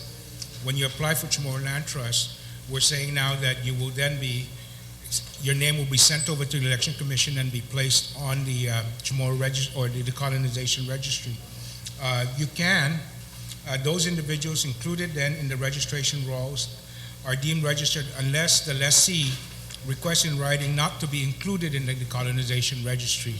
I mean, the assumption is, you know, Chamorro, again, it is an assumption that these individuals are interested by virtue of being Chamorro, by virtue of being a native inhabitant of Guam, eligible for a program that's only eligible for the Chamorros, and that decolonization is a process in which only Chamorros are eligible. So it just an assumption here that both would be the same pool of people. And so all we're doing is putting together that pool of people. Nobody's going to be required to vote in the registry. Nobody's going to, in the plebiscite, you won't be required. But we're trying to build that list so that when we move forward on these things, when we go to the United Nations, when we go to United States and we talk about, you know, we're going to have funding now from the United States government in a bill by our Congresswoman to hold an educational process and a plebiscite vote. When we go, we can say these are the number of people that are eligible. These individuals are not vowing that they're going to vote or vowing that they want to. We're just trying to get a list of eligible people. And so those that apply for the Chamorro Land Trust are eligible to be on the registry also. So, and then when we're going to have a vote, the process of then being eligible to vote is to be a registered voter. So we're only building a list of names at this time, and we're trying to capture from sources other than the regular registration process that we're having done every day, which my office does. We're just trying to take those names from sources that we have within the government of Guam and not have to reduplicate efforts. And so take those names and put it on the registry. It doesn't mean that you want to be decolonized or you don't want to be decolonized. It means that you're part of this pool of people. It's like, you know, it's like the selective service. You know, we're saying that everybody who signs up for any GovGuam financial aid or anybody that signs up for a driver's license, we put it in this body. You shall register for the selective service. What makes you think he wants to be on the selective service roll? Shouldn't he decide? But no, we're saying that this is how we're going to get people who are part of that pool, whose names shall be then appended to that pool. It doesn't mean that you want to be drafted or you want to join the military. It just means you're a group of people that are eligible for that thing, and so we're going to put your name on that list. So this is the same kind of thing with regards to what we're doing for selective service. I guess is the most equal comparison. It doesn't matter whether you want to join the military or not. You are required, if you're under 17 and going to be turning 18, that when you put your name in for driver's license, that this government will take your name and put it on the selective service list. So it's the same thing. When you apply for Chamorro Land Trust property, because that eligibility criteria is the same as the decolonization registry, we'll just put your name on the registry. And when the process comes along, you still are not, there's no obligation by being placed on that registry. It's just an identification of a pool of people that meet that criteria for that process. So that really, Madam Speaker, is the attempt here with regards to what we're trying to do. Thank you very much, and I thank my good colleagues for asking me that question and giving me the opportunity to expound on it a little bit more. Thank you, Senator Pangilinan. Senator Ada, you still have the floor. Madam Speaker, I think my senator here did an excellent job of explaining what the bill is about, and that's all I really wanted, and I'm satisfied, and I'm ready to vote on the bill. Thank you very much. Senator Agan, you're recognized then on Bill 184. Thank you very much. On the motion. I guess Tom made that very easy. Thank you very much, Madam Speaker. Madam Speaker, the only question, I guess, would be the time frame for the application of this particular provision, because if you take a look at this, it reads, Section 2, upon completion of the application for a Chamorro Land Trust Commission lease, the lessee shall automatically and concurrently be registered with the Guam Election Commission Decolonization Registry. Now, understanding how laws are created, unless there's a retroactive application, there is... Yeah, please, Madam Speaker, if I can ask the sponsor of the legislation to explain where the retroactive provision is. So that Senator, do you yield to the question, Senator Pangilinan? Madam. Section... Section 6 reads, shall be effective retroactive to March 1st, 1993, the month during the Chamorro Land Trust Commission held its first official meeting. So that basically answers my question, Madam Speaker. Thank you very much. Thank you very much, Senator Ada. On the motion, Senator Calvo, and then Senator Taitagui. Yeah, thank you. Senator Calvo. Thank you very much, Madam Speaker. Madam Speaker, I rise in support of the bill. The only issue I have is in number 5, and maybe it just needs an explanation. On line... What page? Page 5, 1, 2, 3, line 3, and I'll read the sentence. No person shall be eligible to serve as a member of the commission unless that person shall be, in the original language, a citizen of the United States qualified to vote on the plebiscite for political self-determination. Now, the change, of course, is that strikeout of a citizen of the United States. And I guess maybe I just need to get an understanding of why that was done, because I would assume, the current status of the folks of our people and those that are eligible to vote, they are also citizens of the United States. And there may be an instance over the past few years where someone may have migrated to another country and may be a citizen, and whether it's the Philippines or Costa Rica or whatever, or some other country. And maybe I just need a little bit more of a comfort level, because that may open up another issue that, we may consider. If currently we have within the pool of voters in Guam that are registered to vote for, let's say, a senatorial or gubernatorial or the congressional position, where we are, because of the qualifications of being one of those that are considered part of the Chamorro registry, there will be a limitation of that pool. A point Now- of information, Madam Speaker. Yeah, maybe it's just a State point of your point of information, and information. then, Speaker. and maybe the author could just make me a little bit more comfort, Okay, maybe the I'll basis for take that. the point of and- information, then I'll ask the author if you would yield Yeah, I to just your I just question. raised a point of information that in order, if you qualify to vote in the plebiscite, then you are a citizen of the United States. So that was stricken out because of redundancy. Okay. Okay, thank you very much. Yeah. And you have to be a citizen of the United States. So it's- Okay, so again, that answers we the just didn't want question. to clog up the code with all these extra words that aren't necessary. Then I feel more, I was just concerned that maybe it would open up another citizen from another country. And then with that, Madam Speaker, I rise in support of Bill 184. Thank you very much, Senator Calvo. Senator Taitigui? Thank you, Madam Speaker. I too stand in full support of this bill.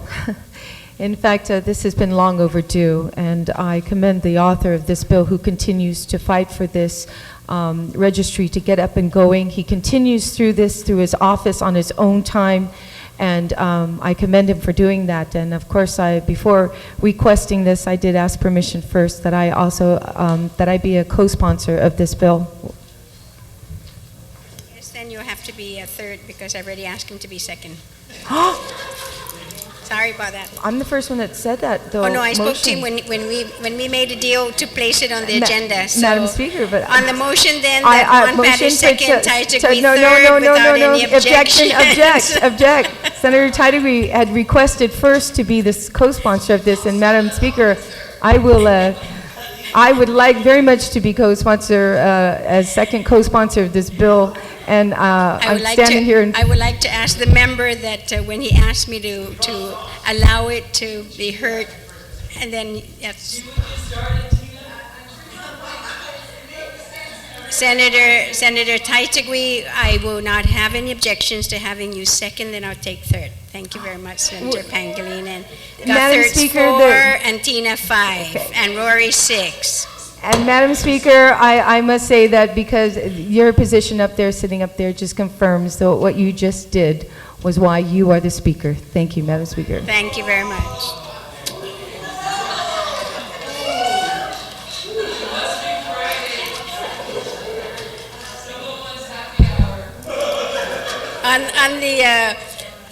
On the bill as amended, the order of co-sponsors, Senator Guthertz, you're recognized. I already gavelled it in, yes. Yes, I got the order.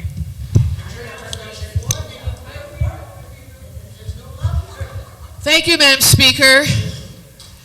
I'm very happy about this bill, and I'm very anxious to see the self-determination process move forward as quickly as possible. Because I believe the people of Guam, the island of Guam, is losing out because we have not defined the political status desires of the eligible people of Guam. And I'm afraid, I'm deeply afraid with the possibility of this military buildup that the movement for the self-determination cause will be diluted. And if it is diluted, it will be our fault. So I'm pleased that Senator Pangolin is moving this bill at this time. I'm happy to be a sponsor, even if I'm number 4. It doesn't matter, number 4, number 21, number 15. The point is, we need to support this. We need to get this process moving. We need to make a strong statement to the United States not to take us for granted and to honor the ultimate rights of the Chamorro people to decide their political status. Thank you very much. Thank you very much, fourth sponsor. Senator Respicio, you recognize. Thank you very much, Madam Speaker. As the fifth sponsor of this bill, I rise in full support. I want to commend Speaker Pangolin for patterning something like this, as he said, like selective services. We have the Chamorro Land Trust applicants that more than likely they should also be on the Chamorro, the registry for the decolonization registry. And I think it's a very creative way to get just enough people to meet that threshold so we can have this Chamorro-only vote. And I want to commend the sponsor of this bill, particularly for designing this commission in such that if the governor never calls a meeting, then the vice chair, if he has the support of the members of this Chamorro Commission on Decolonization, can call a Commission on Decolonization meeting. And as you know, of all the boards and commissions on Guam right now, this is one commission that the governor has never called to order, nor has he never attended. There's the other commission, the Guam First Commission, and I think maybe at some point we can move to have some kind of trigger mechanism that if the chairman doesn't convene that commission, the vice chairman could. And so I rise in full support of this bill. What's unfortunate, Madam Speaker, is we've never leveraged this military buildup with the fact that we have all these unresolved historical injustices, such as our political status issue, the issues of war reparations, the issues of return of excess lands to the original landowners. And you're starting to see, through your support and the support of this legislature, trying to convince the governor and the congresswoman to leverage these kinds of things. And so I rise in full support of this bill. I'm looking forward to the governor signing it off. I suspect that he may veto it, Madam Speaker, but if he does, our next hurdle would be an override. And if he refuses to convene this commission, I'm sure that the members identified in this commission will convene and get this much needed, very important issue back in the front burner. And so thank you for the opportunity to rise in support of this bill. Thank you very much, Senator Respicio. Are there any other speakers? There being none on the motion. Oh, I'm sorry. Point of inquiry. Yes, yeah, Senator. Madam Speaker, if I understand it correctly, the plebiscite vote for self-determination is going to be a vote that will allow the participants that will be allowed will only be those of Chamorro ancestry and meet certain eligibility requirements. Yes. And I ask, is everybody in here eligible to vote in that plebiscite? So then, should those people be allowed to vote on this bill? Because if we do, then we're starting off on the wrong foot already. I just pose that as a question, seriously. It's always been a real sensitive issue about the plebiscite, you know, the issue of exclusion. So at what point do you start that? Do you start it now? Or do we start it when it's convenient to start it? I just pose that as a question.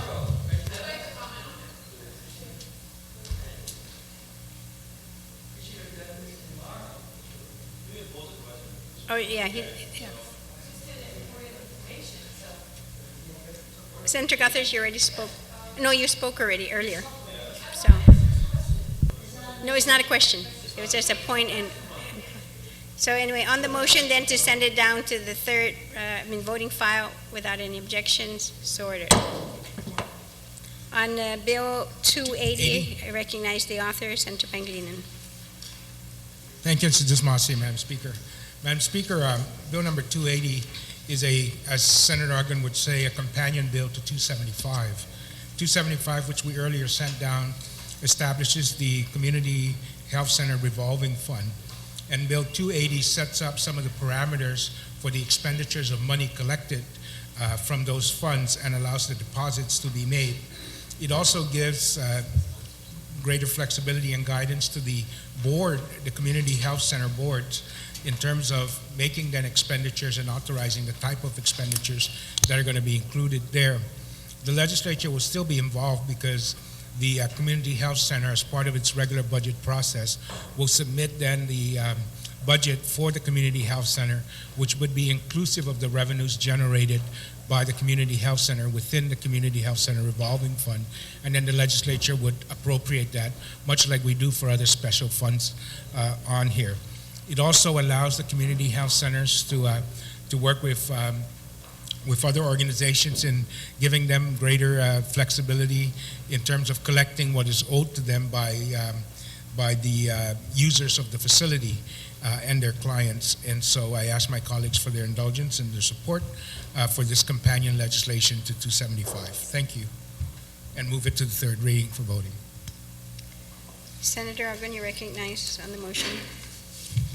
Thank you very much, Madam Speaker. Madam Speaker, the Committee on Health had conducted a hearing on this particular matter, and it's very complimentary to the previous legislation, Bill number 275.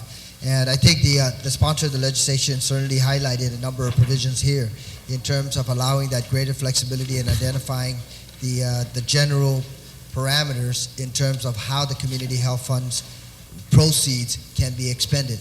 Also, it does have an accountability component here in terms of reporting to the appropriate entity, making sure that they formulate a budget at the inception or prior to the inception of each fiscal year, so that in fact that allocation would have to go before the sponsors' committee, the chair of finance, and allow for the eventual allocation of those particular proceeds. So, Madam Speaker, I encourage our colleagues to consider this, obviously as part of the mechanism now to allow greater access and more timely access to these proceeds so that they can take care of the vendor payments and ensure that not only through the 340B process or program that we don't lose the opportunity to be able to acquire much more pharmaceutical and medicinal products for our people who are serviced in both the northern as well as the southern clinics, but most importantly, to allow for the use of these proceeds in a timely manner and ensure that at least these obligations are being addressed appropriately. So I ask our colleagues to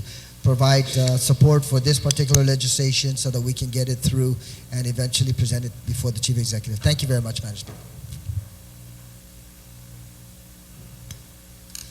On the motion then to place it on the voting file without any objection, so ordered.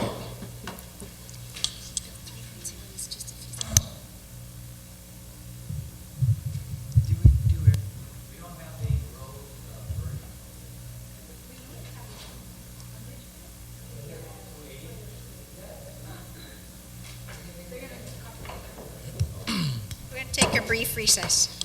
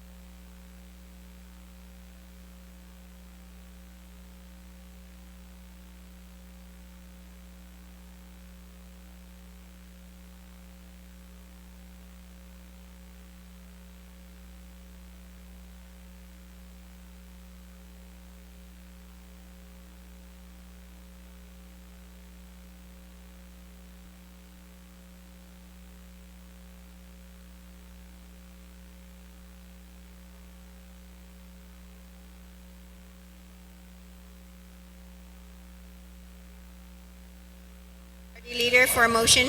Thank you, Madam Speaker. Notwithstanding the House rules, I move to reorder the second reading file to bring substitute Bill 310 to the top of the second reading file. On that motion then, without any objection, so ordered. I recognize the author of that 310, Senator Taitigui. Thank you, Madam Speaker. Madam Speaker, Bill 310 basically is very simple, one page. It allows the Department of Public Works to conduct a feasibility study on commercial application of methane recovery system at the Ledzon landfill, also the Ordot landfill, and to, if allowed, to continue, okay, this one. The study shall be not limited to alternatives as such on the return of investments on the government and operated methane recovery system, private-public partnership. And I'm going to stop here because, Madam Speaker, I forgot to ask to motion to move it to third reading file. Yes, and you're going to and discuss continue to speak on it. Basically, a law was passed that by 2000, I think it was 2015 that the government of Guam find alternative ways of energy, renewable energy. And this is a beginning study. Currently, the Leads-on landfill has a system in place right now with its current plan under the GBB receivership. But unfortunately, Madam Speaker, it's the system in place that collects the gases, and there are several types of gases. And methane is used to actually burn those other gases out as they use it in the States in a flame torch. So basically, for air pollution purposes, this is done. But on Guam, instead of burning it, where our electricity is so much higher, this is an alternative that we can use to trap these gases and use it to generate like a generator. It will be a long phase in this process. We have the testimony of EPA, we have the testimony of DPW, all supporting this bill. And I humbly ask for my colleagues' support in voting yes on this bill and allowing it to go to third reading file. Thank you, Madam Speaker. Are there any objections to placing Bill 310 on the voting file? Without any objections, and so ordered. Senator Respicio, you're recognized. Thank you very much, Madam Speaker. I move at this time that we suspend discussion on any further discussion on second reading file and proceed to the voting file. On that motion, then, without objection, so ordered. We're now in the voting file. Madam Speaker, on the third reading on the voting file here, I got two copies of 184, one with a star and one without. Which one? 184.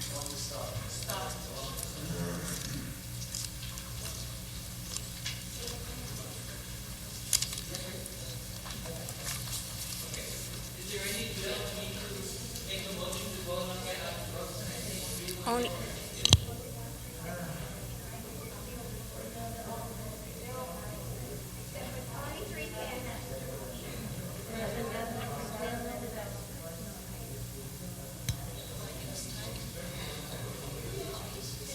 Senator Respicio, Thank you, recognized. Madam Speaker. We are in the voting file, and we've just, the last item to make it is Bill number 310-30.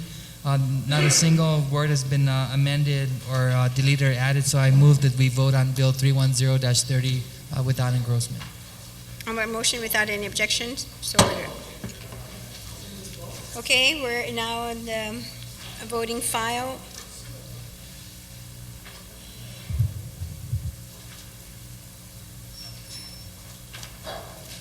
The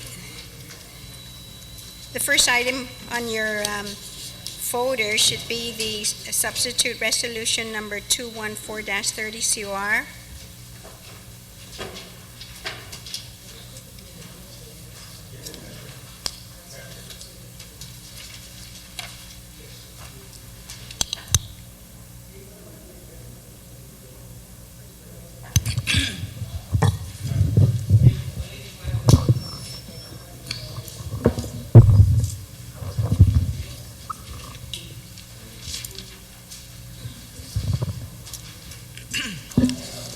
Resolution number 214-30 COR, as substituted by the author and amended on the floor, introduced by Adolfo B. Palacios Sr., F.B. Youngman Jr., B.C. Pangilinan, and others, relative to requesting the United States government to extend the application and coverage of Medicare entitlements to eligible Guam recipients who have earned these Medicare benefits and who choose to obtain quality health and medical care services in the Philippines. Roll call. Senator Ada. Yes. Senator Uggan. Yes. Senator Blas. Yes. Senator Calvo. Aye. Senator Cruz. Aye. Senator Espadon. Yes. Senator Gutherks. Yes. Senator Munya Barnes. Okay. Senator Palacios. Yes. Senator Pangilinan. Okay. Senator Respicio. Okay. Senator Tidegree. Yes. Senator Tenorio. Yes. Speaker Wampat. Yes.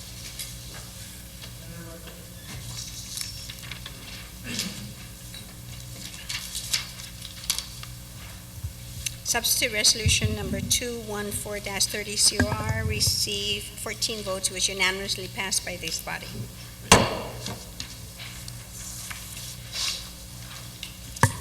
Bill number 236-30 COR. Bill number 236-30 COR as amended on the floor, introduced by T.R. Munya Barnes, Adolfo B. Palacios Sr., R.J. Respicio. An act to amend section 6217 of chapter 6 of title 74 of title 4, Guam Code annotated relative to ensuring that public employees who work at night receive night differential pay. Roll call. Senator Ada. Senator Uggan. Senator Blas. Senator Calvo. Senator Cruz. Senator Espadon. Senator Guthertz. Senator Munya Barnes. Senator Palacios. Senator Pangilinan. Senator Respicio. Senator Tidegree. Senator Tenorio. Speaker Wampet. Yes.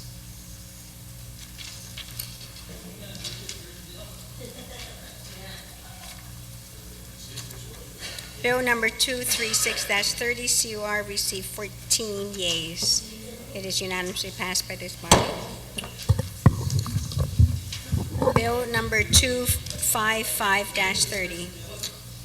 Bill number 255-30 COR as substituted by the Committee on Public Safety, Law Enforcement, and Senior Citizens, and further amended on the floor, introduced by T.C. Ada, T.R. Munya Barnes, Adolfo B. Palacios Sr. An act to repeal and reenact section 3346 and to add a new section 3346.1 to chapter 3, title 16, Guam Code annotated relative to restricting the use of mobile phones and mobile service devices while operating a vehicle and providing for public education requirements regarding such restrictions. Roll call. Senator Ada. Senator Uggan. Senator Blas. Senator Calvo. Senator Cruz. Senator Espadon. Senator Guthertz.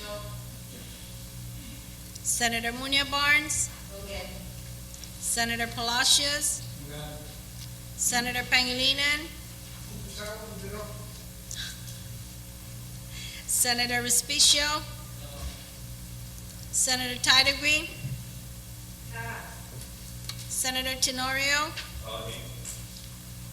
Speaker Wampet. Yes. Senator Blas. Senator Calvo. Senator Pangilinan.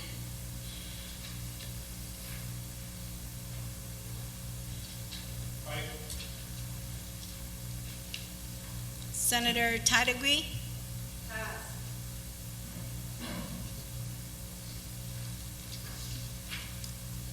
Senator Blas.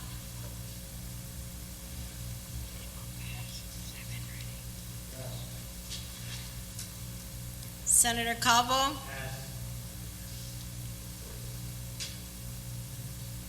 Senator Tidegree.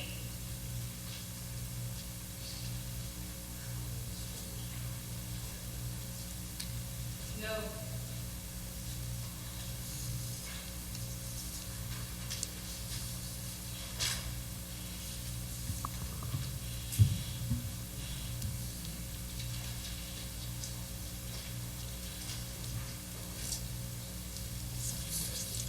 asterisks.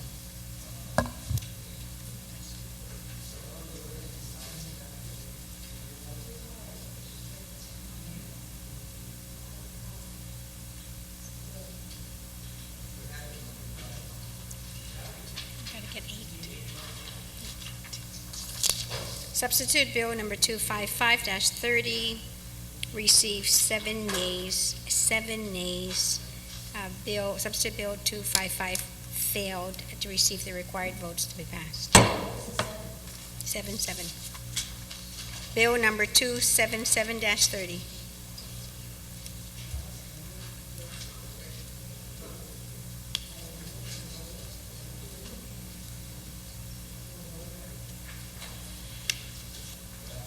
Two 77-30, Alice.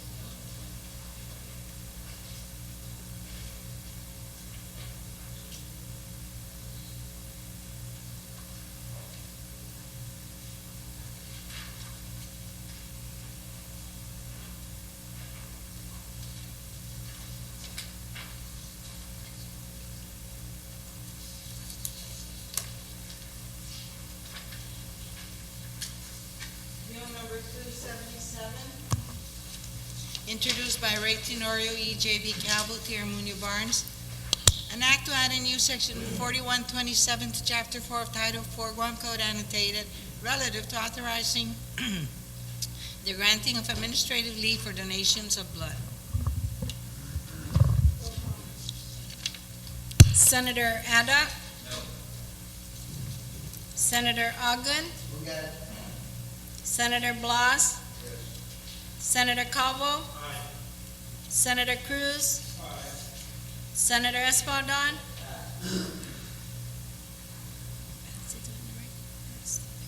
Senator Gutherds. Senator Munya Barnes. Senator Palacios. Senator Pangilinan. Senator Respicio. Senator Tidegui. Senator Tenorio. Speaker Wampat. Yes. Senator Espadon.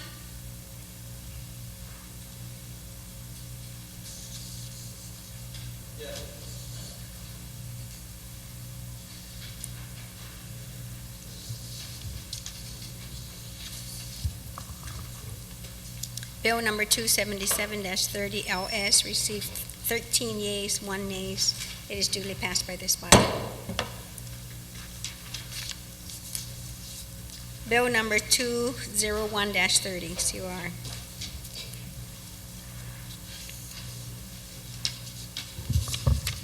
Bill number 201-30 COR, as substituted by the Committee on Appropriations, Taxation, Banking, Insurance, Retirement, and Land, and further amended on the floor.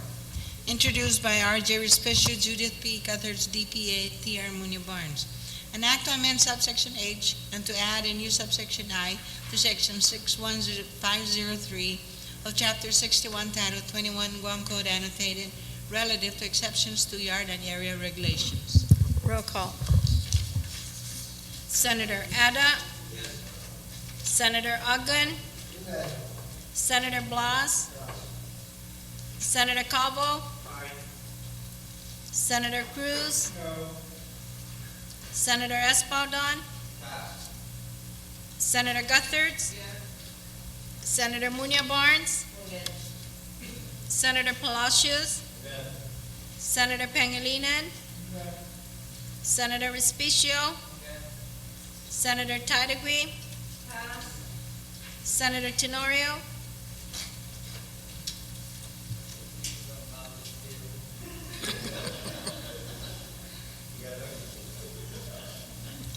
Speaker Wampat. Yes. Senator Blas. Senator Espadon.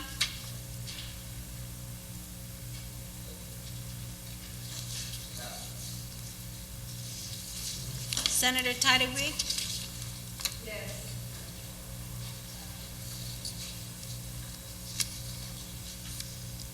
Senator Blas. Senator Espadon.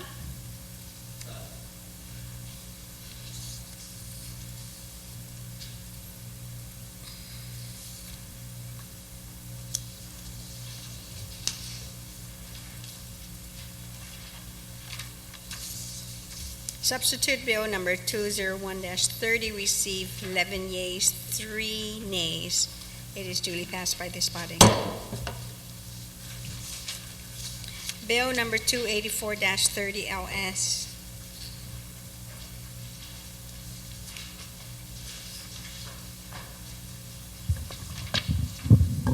Bill number 284-30 LS, introduced by VC Pangilinan, an act to repeal Section 43119 of Chapter 43, Title 5, Guam Code annotated relative to abolishing a board or commission that has not met within a year. Roll call.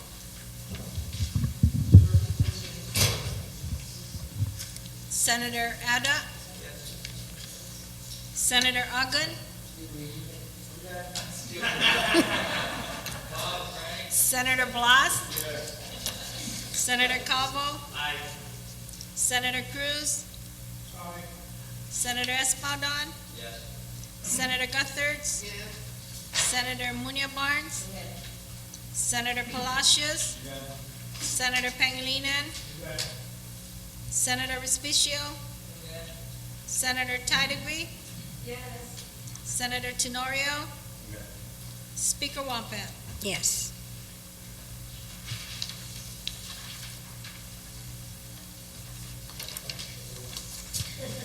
Thank you, Ben, for this. Bill number 284-30 LS received 14. No, wait a minute.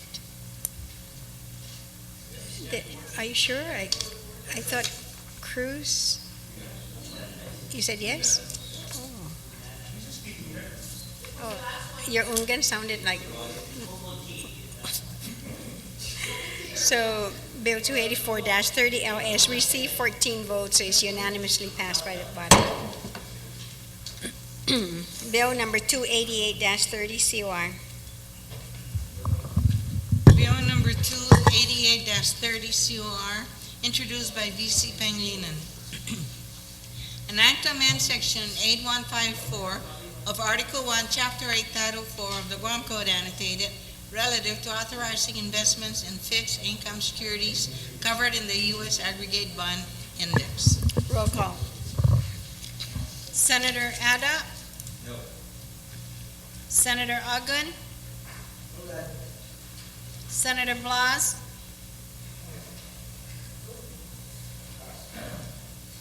Senator Calvo? No. Senator Cruz? Senator Espadon? Senator Gutherts? Senator Munya Barnes? Senator Palacios? Senator Pangilinan? Senator Respicio? Senator Tadegui? Senator Tenorio? Speaker Wampat? Yes. Senator Blas? Senator Espadon?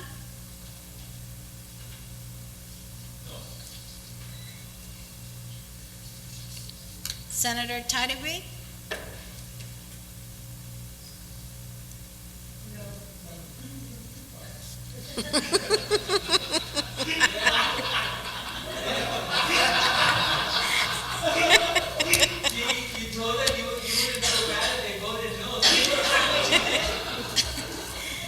Bill number 288-30 COR received 6 yeas, 7 nays, just the opposite. It failed to get the required votes to be passed.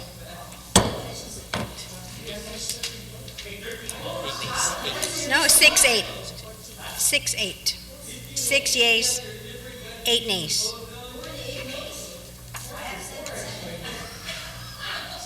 Eight. The nays are Ada, Blas, Calvo, Cruz, Espadon, Gutherts, Titiguin, Tenorio.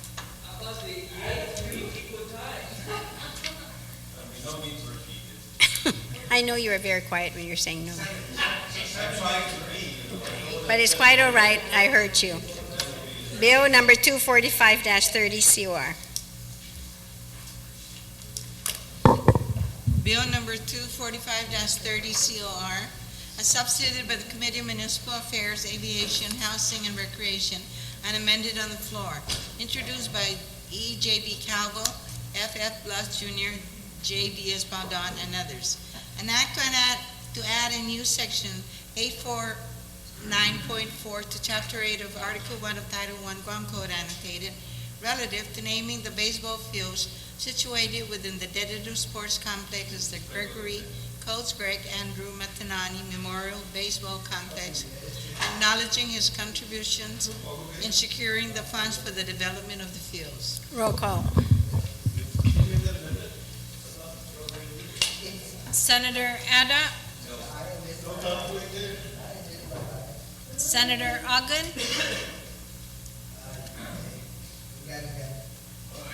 Senator Blas. Senator Calvo. Senator Cruz. Senator Espadon. Senator Guthertz. Senator Munya Barnes. Senator Palacios. Senator Pangilinan.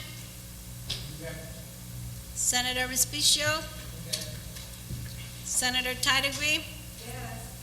Senator Tenorio. Speaker Wampat. Yes.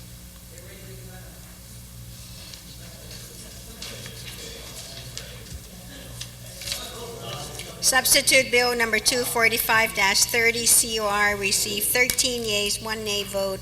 It is duly passed by this body. Bill number 155-30 COR.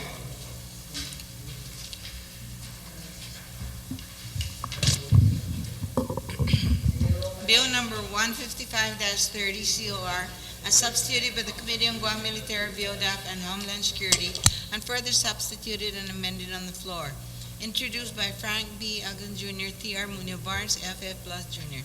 An act to amend Section 63201B and Section 63203B and C of Title 10 Guam Code annotated relative to recognizing the growth and expansion of the Guam National Guard in recent years in its contributions to the national defense of our nation and in support of our island through ensuring that the qualifications and duties of the Adjutant General and the Assistant Adjutant General for the Guam Air National Guard properly reflect such growth and impending future military National Guard initiatives. Roll call. Senator Ada. Senator Ogden. Senator Blas. Senator Calvo. Senator Cruz. Senator Espadon. Senator Guthertz. Senator Munya Barnes. Senator Palacios. Senator Pangilinan.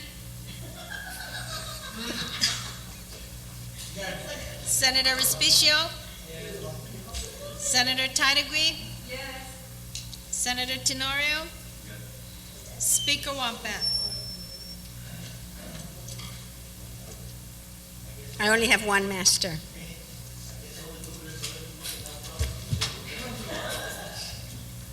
Yes.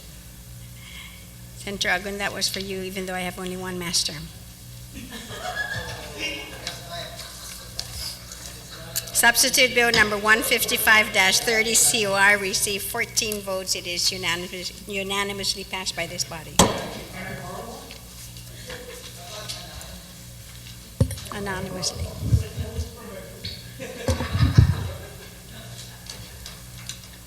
Bill number 155, wait a minute, that's it. I don't want to do that again. Bill number 230-30 COR. Bill number 230-30 COR is amended on the floor.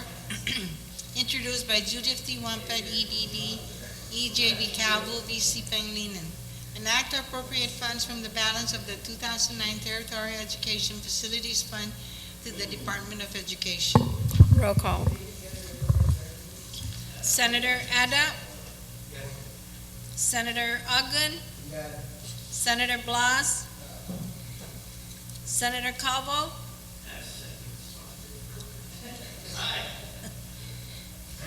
Senator Cruz. Senator Espadon. Senator Guthertz. Senator Barnes. Senator Palacios.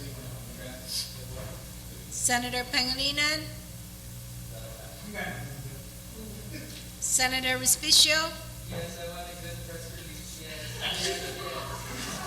Senator Tydegui?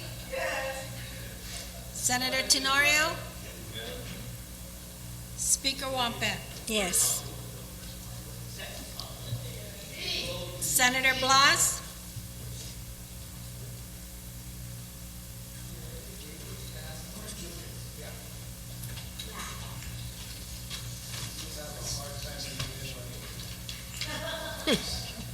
I understand. Bill number 230-30 COR received 14 yeas. It is unanimously passed by this body. Bill number 275-30 LS.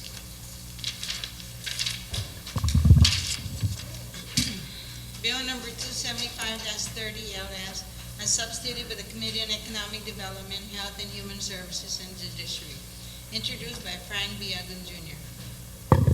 An act to amend section 3811A of chapter 3, title 10, Guam Code annotated, relative to providing clarification and flexibility to the Department of Public Health and Social Services in the management of its financial resources for the direct operation of the community health centers.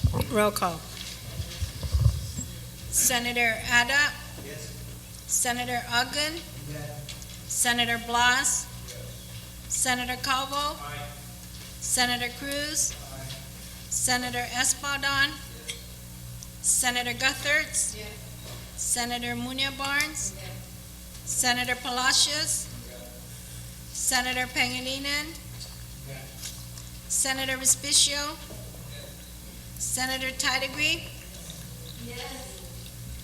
Senator Tenorio? Speaker Wampat? Yes.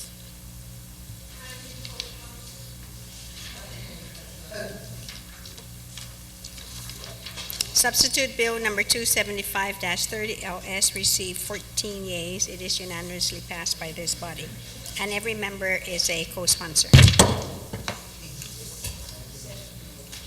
Bill number 281-30 LS. Bill number 281-30 LS as amended on the floor, introduced by Telo Tydegui, Judith T. Wampat, EDD, Adolfo B. Palacios Seniors, and others. An act to add a new subsection F to section 84121 of chapter 84, title 10, Guam Code annotated, relative to the rights of individuals with hearing and speech disabilities to access emergency 911 services. Roll call. Senator Ada? One moment. I was going to mention this earlier. We did receive a text from the deaf community and asked if we could indicate our votes. So, Senator Tydegui, what would be the vote?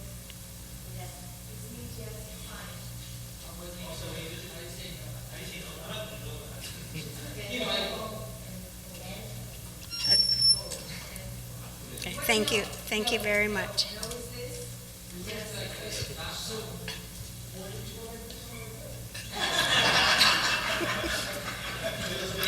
Okay, roll call and sign. Yes, because the clerks need to hear your vote as well. Senator Ada? Senator Uggan? Senator Blas? Yes. Senator Calvo? Senator Cruz? Senator Espadon? Senator Guthertz? Senator Munia Barnes? Senator Palacios? Senator Pangilinan? Senator Respicio? Senator Tydegui? Senator Tenorio? Speaker Wampat? Yes.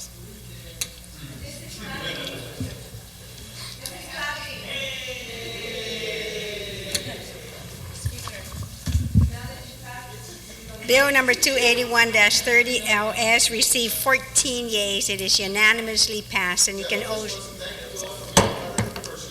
Thank you very much. I'd like for you to do the same thing for Bill number 281-30. 281-30. 281. Oh, this is the order you gave me? Okay. Boy, I got 281. Okay, 282. The 282-30 LS. Bill number 282-30 LS, as substituted by the Committee on Public Safety, Law Enforcement, and Senior Citizens, and amended on the floor. Introduced by Telotitagui, Judith T1 EDD, Adolfo B. Palacios Sr. An act to add a new section 3117 to Chapter 3 of Title 16, Guam Code annotated relative to driver's licenses issued to individuals with hearing and speech disabilities, and to add a new section 57106 to Chapter 57 of Title 10, Guam Code annotated relative to Guam identification cards issued to individuals with hearing and speech disabilities. Roll call, and you also do the same, your vote. Sign and vote. Senator Ada? Senator Uggan? Senator Blas? Senator Calvo? Senator Cruz? Senator Espaldon? Senator Guthertz? Senator Munya Barnes? Senator Palacios? Senator Pangilinan? Sign. Sign. Senator Respicio? Senator Tidegui?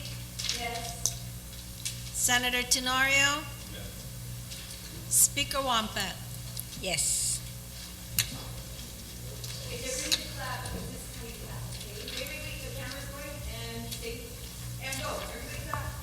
Substitute Bill number 282-30 LS received 14 yea votes. It is unanimously passed by this body.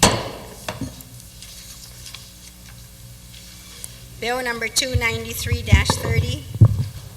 Bill number 293-30 COR, introduced by Telotitagui, Judith T1 EDD, Adolfo B. Palacios Sr. An act to add a new section 7177 to Chapter 7 of Title 16, Guam Code annotated, relative to vehicles owned or operated by individuals with hearing or speech disabilities. Roll call and also to sign. Senator Ada? Senator Uggan?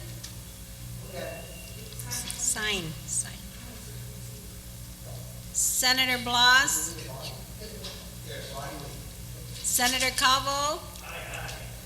Senator Cruz? Senator Espaldon? Senator Guthertz? Senator Munya Barnes? Senator Palacios? Senator Pangilinan? Senator Respicio? Senator Tidegui? Senator Tenorio? Speaker Wampat? Yes.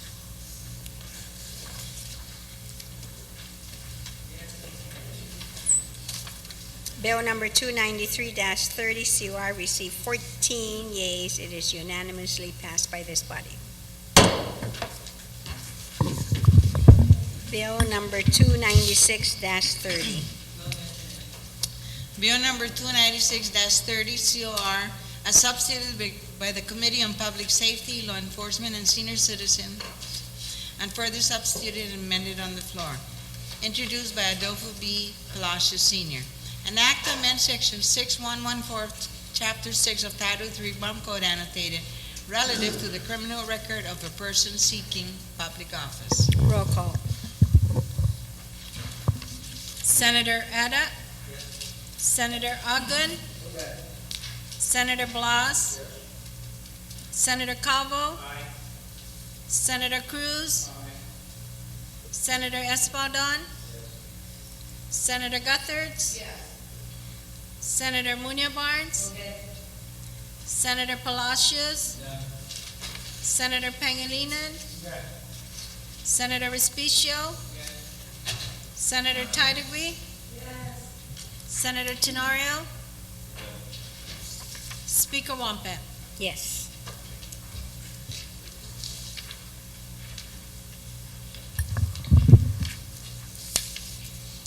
Substitute Bill number 296-30 COR received 14 yeas. It is unanimously passed by this body. Bill number 317-30 COR. Bill number 317-30 COR, as substituted by the Committee on Appropriations, Taxation, Banking, Insurance, Retirement, and Land, and amended by the Committee of the Whole. Introduced by V.C. Pangilinan. An act to reprogram and appropriate funds for various programs and projects and other purposes for fiscal year 2010. No, we'll do it after this. 317. Roll call. Senator Ada? Senator Ogden? Senator Blas? Senator Calvo? Senator Cruz? Senator Espadon? Senator Gutherts? Senator Munya Barnes? Senator Palacios? Senator Pangilinan? Senator Respicio? Senator Tidegree? Senator Tenorio? Speaker Wampat? Yes.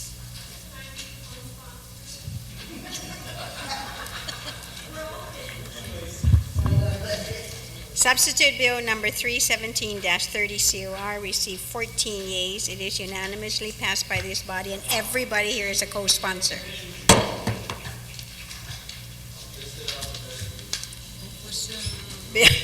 Yes. Bill number 313-30 COR. 313.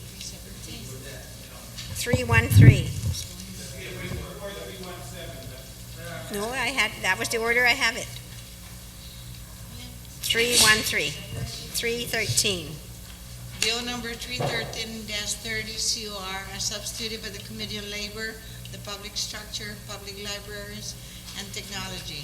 Introduced by R.J. Respicio, Judith P. Guthers, DPA, B.J.F. Cruz.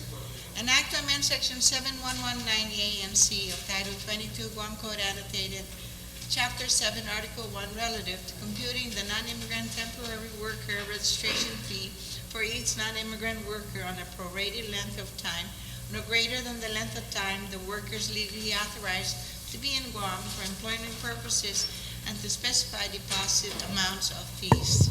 Roll call. Senator Ada? Senator Ogden? Senator Blas? Senator Calvo? Senator Cruz? Senator Espadon? Senator Gutherts? Senator Munya Barnes? Senator Palacios? Senator Pangilinan? Senator Respicio? Senator Tidegree? Senator Tenorio? Speaker Wampat? Yes. Senator Blas?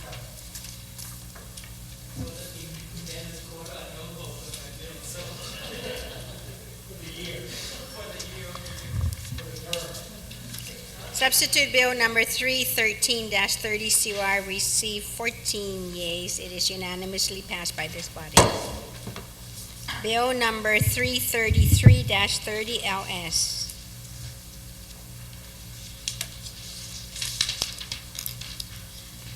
Bill number 333-30 LS, as substituted and amended on the floor, introduced by F.F. Blas Jr.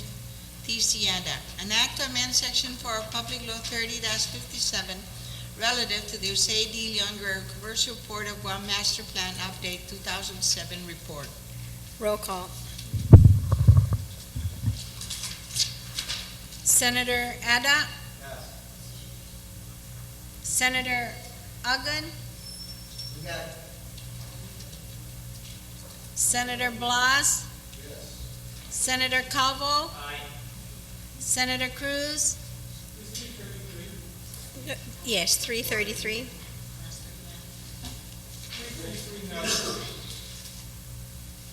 Senator Espadon? Senator Guthertz? Senator Munya Barnes?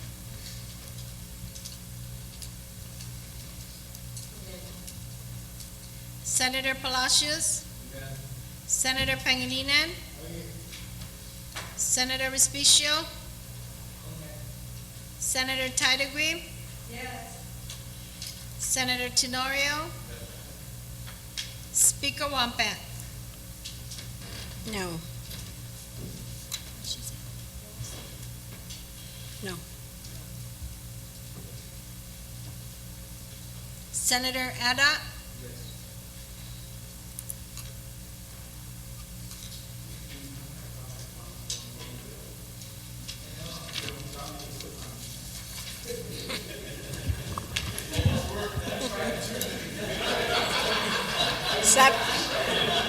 Substitute Bill number 333-30 LS received 11 yeas, 11 yeas, 3 nays. Substitute Bill number 333-11 yeas.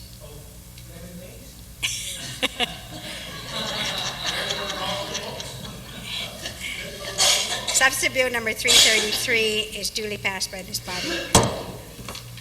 Bill number 218-30 LS.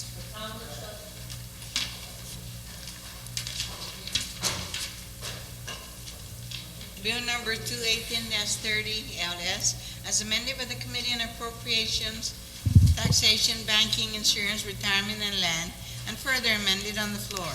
Introduced by T.R. Munya Barnes, E.J. DeCalvo, Judith T. Wampat, EDD. An act to transfer properties under the jurisdiction of the Port Authority of Guam to the jurisdiction of the Guam Ancestral Lands Commission by adding a new section 80105B to Chapter 80 of Title 21 Guam Code Annotated. Roll call. Senator Ada? Senator Agun? Senator Blas? Senator Calvo? Senator Cruz? Senator Espaldon? Senator Guthertz? Senator Munya Barnes?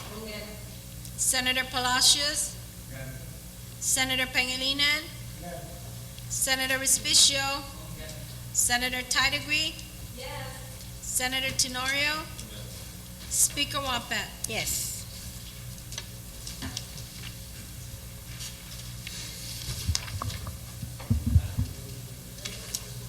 Substitute Bill number 218-30 LS received 14 yeas. It is duly passed by this body.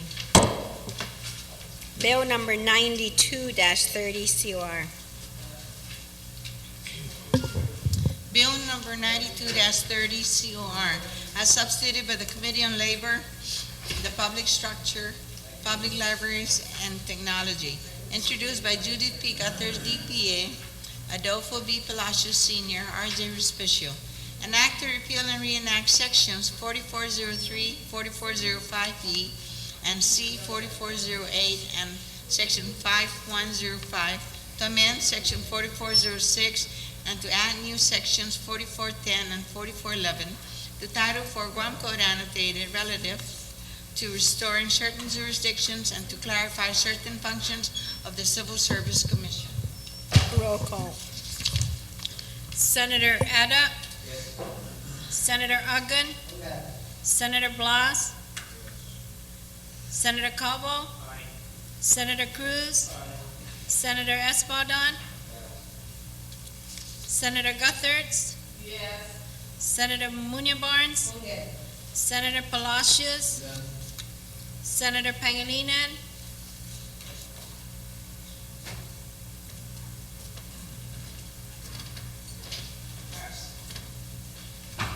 Senator Respicio? Senator Tidegre? Senator Tenorio? Speaker Wampat?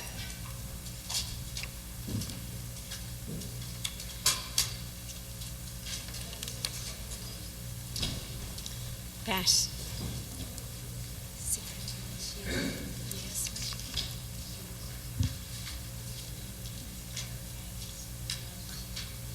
Senator Blas, did you say yes? on the first call. Senator Espadon.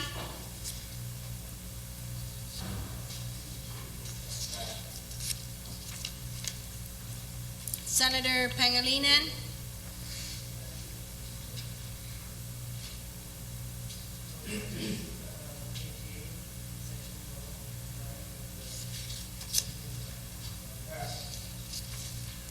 Senator Respicio.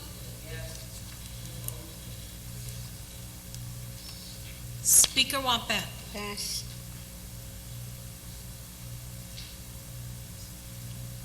Senator Espadon.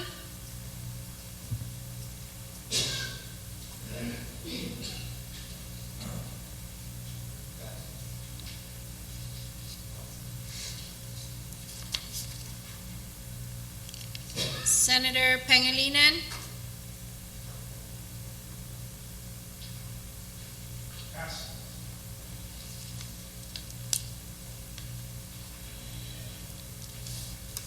Speaker Wampat.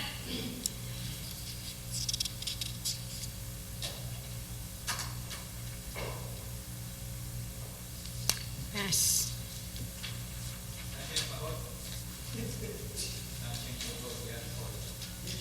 Yes, you can.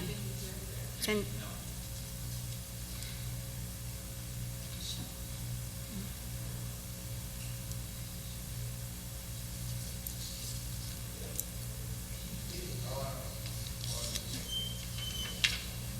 Wait, before, I'm sorry, Senator Blas?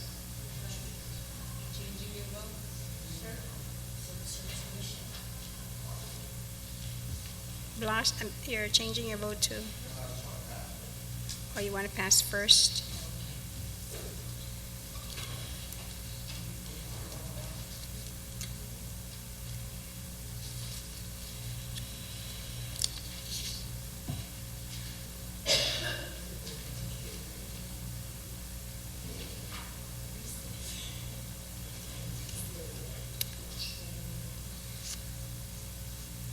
Senator Blas.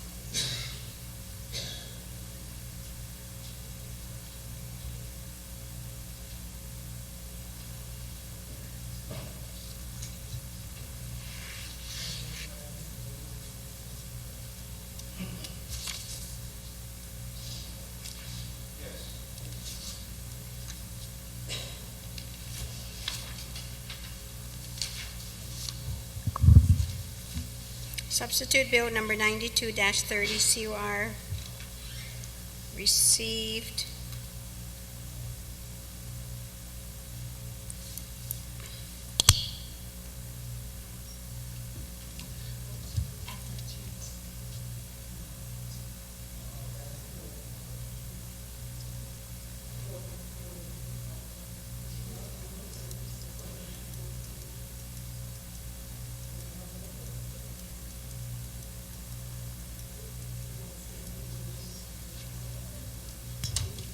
Substitute Bill number 92-30 COR received 10 yeas, 4 nays.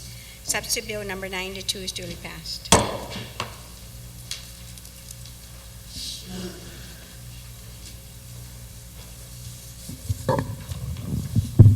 Bill number 184-30 COR. Bill number 184-30 COR is substituted by the Committee on Rules, Natural Resources, and Federal, Foreign, and Micronesian Affairs. Introduced by B.C. Pangilinan, Talotakiwi, Judith T.1 EDD, and others. An act to add a new section 75108I to Title 21 Guam Code Annotated, Chapter 75, to add a new section 21002.1 to Title 3 Guam Code Annotated, Chapter 21, and to amend Section 2104 of Title 1 Guam Code Annotated, Chapter 21, relative to the Commission on Decolonization. Roll call. Senator Ada. Senator Ogden. Senator Blas. Senator Calvo. Senator Cruz. Senator Espadon.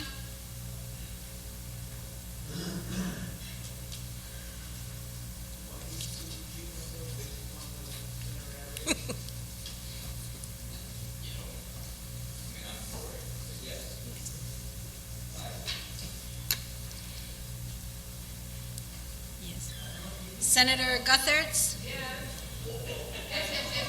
Senator Munya Barnes? Senator Palacios? Senator Pangilinan? Senator Respicio? Senator Tydegui?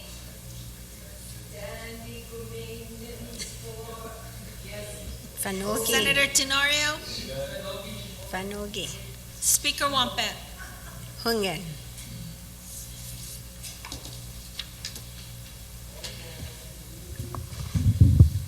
Substitute Bill number 184-30 COR received 14 yeas. It is unanimously passed by this body.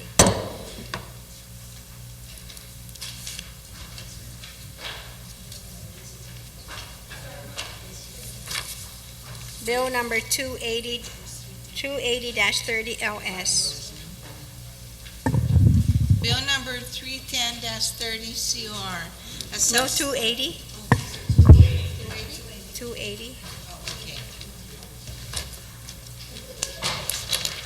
Bill number 280-30 LS, a substitute by the Committee on Economic Development, Health and Human Services, and Judiciary, introduced by V.C. Pangilinan. An act to amend subsection C, D, and E, and add new subsections F and G to section 3811 of chapter 3, article 8, title 10, Guam Code annotated, and to add new subsections 6 and 7 to section 3814 of chapter 3, article 8, title 10, Guam Code annotated, relative to the establishment and use of the Community Health Center revolving fund. Roll call. Senator Ada?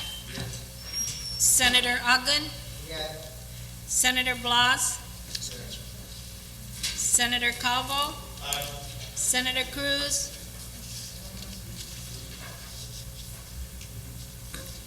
Senator Cruz? Senator Espadon? Senator Guthertz? Senator Munya Barnes? Senator Palacios? Senator Pangilinan? Senator Respicio? Senator Tydegui? Senator Tenorio? Speaker Wampet? Yes.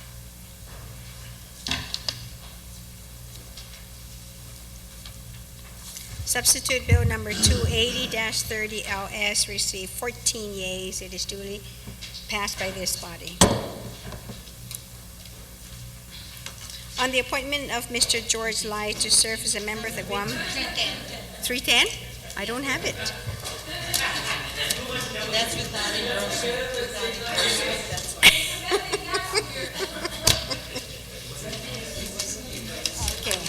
Okay, there. So sorry, I didn't have the bill with me, and I didn't. Okay, Bill, sorry, Tello. Bill number 310-30 COR.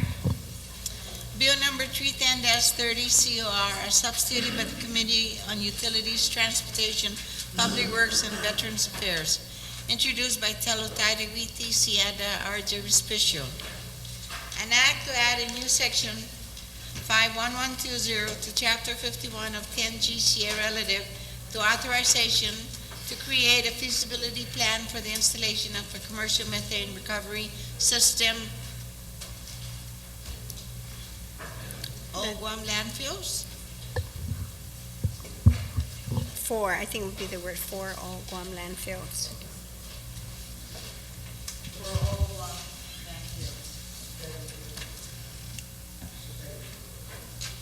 Yeah, it is. Roll call. Senator Ada? Senator Ogden? Senator Blas? Senator Calvo? Senator Cruz? Senator Espadon? Senator Guthertz? Senator Munya Barnes? Senator Palacios? Senator Pangilinan? Senator Respicio? Senator Tydegui? Senator Tenorio? Speaker Wampet? Yes. Senator Cruz. Senator Espadon.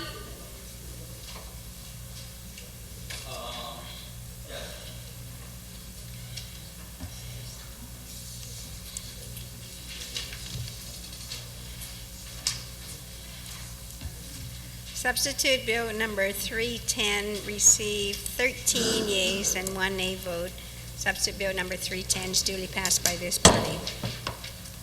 We've exhausted then the list of bills, so, Madam Speaker? yes, Senator Respicio? Yeah, on the matter of bill number 92-30 on page 8. 92, wait, 1 second. Yeah, I've just been advised by Committee on Rules staff that section 12 should not be in that bill. Senator Guthridge's staff just confirmed that when they were going through various versions of the bill, the bill should have ended with section 11 and section 12 was in an earlier version, so it's really a glitch. And so notwithstanding the House rules, I move that we reconsider the action of the body and this section 12, which deals with the amended budget to effect, well, I think this is what caused some senators to vote no on the bill. And if we correct this, we should be able to proceed from then. So it's on the motion then for the body to reconsider the actions of the body, to pull Bill 92 Yeah. and place it on the second reading file. Second reading file. Are there any, does everybody understand that motion? Okay. Robert Without, said that there was without any objections then? So ordered. And, so move to suspend This- any further voting and to revert back to the second reading file. And I have a memo from myself to Senator Palacios, and for some reason upon there's various versions that have been floating around, but in the version that was adopted by myself as chairman on rules to Senator Palacios, it ends in section 11. Section 12 rather is a severability. And so that's section 12 on page 8, the amended budget to effect law, that should not have been in the bill. And rather than treating this as a technical amendment, I'd like to go back to the second reading file and then make a motion to delete section 12 from the bill and then vote on this bill again. On that motion, Tom. there is an objection? Senators, yeah, This is a substantive bill. The first time it got taken off was because it had 101 amendments to go on it. Got taken off. It came back on. It got slammed down to third reading. No discussion. Point of order. It did get slammed down to third reading. There was Senators, no. All right, I'll take There that was back. ample time to It was- discuss this Senators, bill. taken We're down not to in the third business of Senators. slamming bills down, Madam Senators. Speaker. I rise to that point of personal privilege. there is an objection, so therefore I'm going to call for the vote. The motion is to go back to the second, well, we didn't, no, I mean, I'm sorry, that is placed on the second reading file and that we amend it, is that what you said, Senator? To amend the bill. We did that already, we reconsidered the actions, we went back to the second reading file. So the bill is now on the second reading file. I mean, the motion was made to place it back second reading file, so it's there now. So now you've just made a motion to amend. No, it is. That was the first motion. So now the motion is to delete section 12 on page 8. And there is an objection.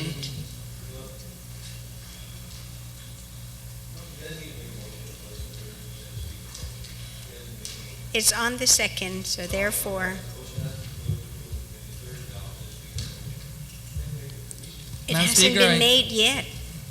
Yeah, I move. Senator Respicio. Thank you, Madam Speaker, and thank you, colleagues, for your patience. I move that Bill number 92-30, as substituted by the Committee on Labor, the Public Structure, Public Libraries, and Technology, be placed in the voting file. And I'd like to offer just one simple amendment. Yes, you may continue. Madam Speaker, I have a memo here February 22nd, 2010, to the interim chair of this committee, and the hard copy version does not reflect the version that's before us. Somehow in the electronic transmittal from this committee to the clerk, this section 12 on page 8, line 17 to 22 should not be in this bill. And I know this is the same section that caused all of us a great deal of pause, and this should not have been in the bill, and staff just caught this glitch right now. So I move to delete section 12 of this bill, line 17 through 22. On that motion, without any objection, Thank you, Madam It's ordered. Speaker. And then my motion to place in the voting file. on the motion then to place it on the voting file And to vote without engrossment. and to vote without engrossment, without any objections, it's ordered. So bill number 92.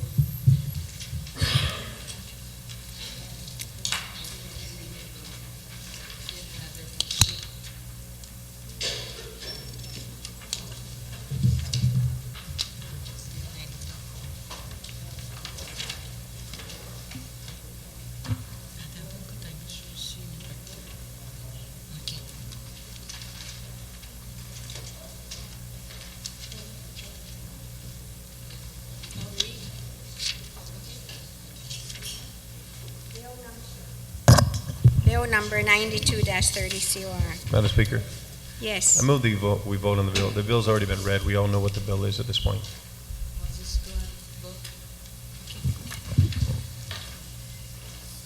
No, I would prefer that we go ahead and read it for the listening audience. They'll know what Bill 92-30 is.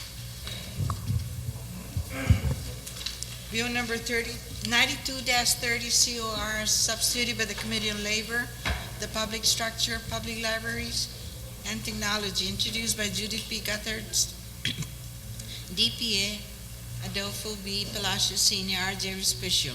An act to repeal and reenact sections 4403, 4405B, and C, 4408, and section 5105, to amend section 4406, and to add new sections 4410 and 4411 to Title IV Guam Code annotated relative to restoring certain jurisdictions and to clarify certain functions of the Civil Service Commission.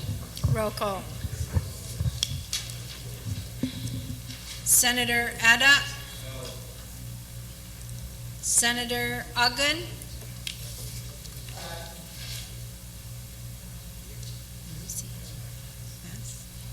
Senator Blas. Senator Cavo.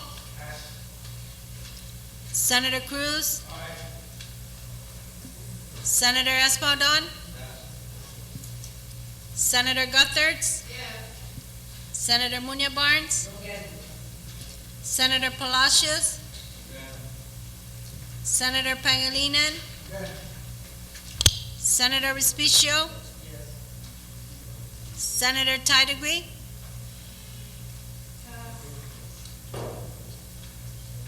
Senator Tenorio. Speaker Wampat.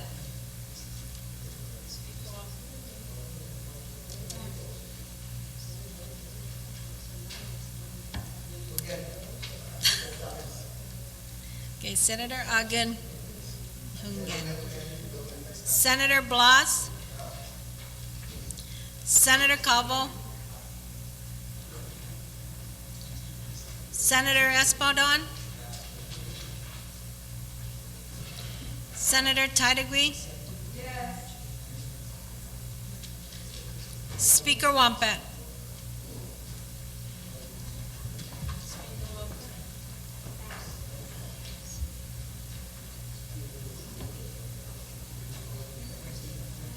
Senator Blas. Did he say pass?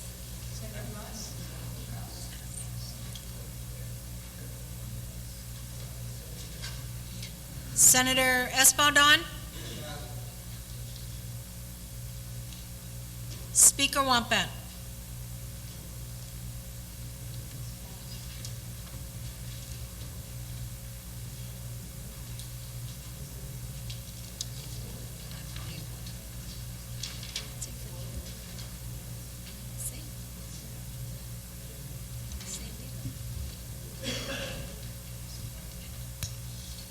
Bill number 92 received 10 yeas, 4 nays. Bill number 92 is duly passed.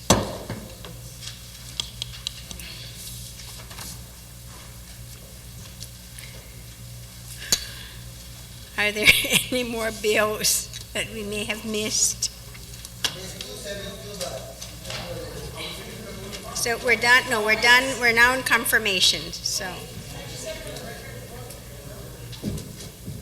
Can we do that later on? Because right now we want to, on the appointment, it's 10-4. Can we do that later? We are voting, please. On the appointment of Mr. George Lai to serve as a member of the Guam Environmental Protection Agency Board, please raise your hand. In favor on the appointment of Mr. George Lai to serve as a member of EPA Board. All in favor? Yes.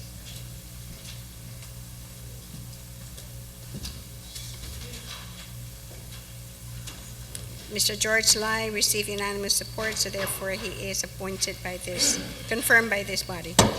On the appointment of Mr. Robert Perron to serve as a member of the Guam Environmental Protection Agency Board, all in favor, please raise your hand. Mr. Robert Perron received unanimous support. He is duly confirmed by this body. On the appointment of Mr. Thomas N. Poole to serve as a member of the Guam Environmental Protection Agency Board, please raise your hand in favor. Mr. Thomas N. Poole received 13 votes, and he is confirmed by this body. On the appointment of Mr. Johannes Domingo to serve as a member of the Guam Environmental Protection Agency Board, please raise your hand in favor. Mr. Johannes Domingo received unanimous support, so therefore he is confirmed by this body.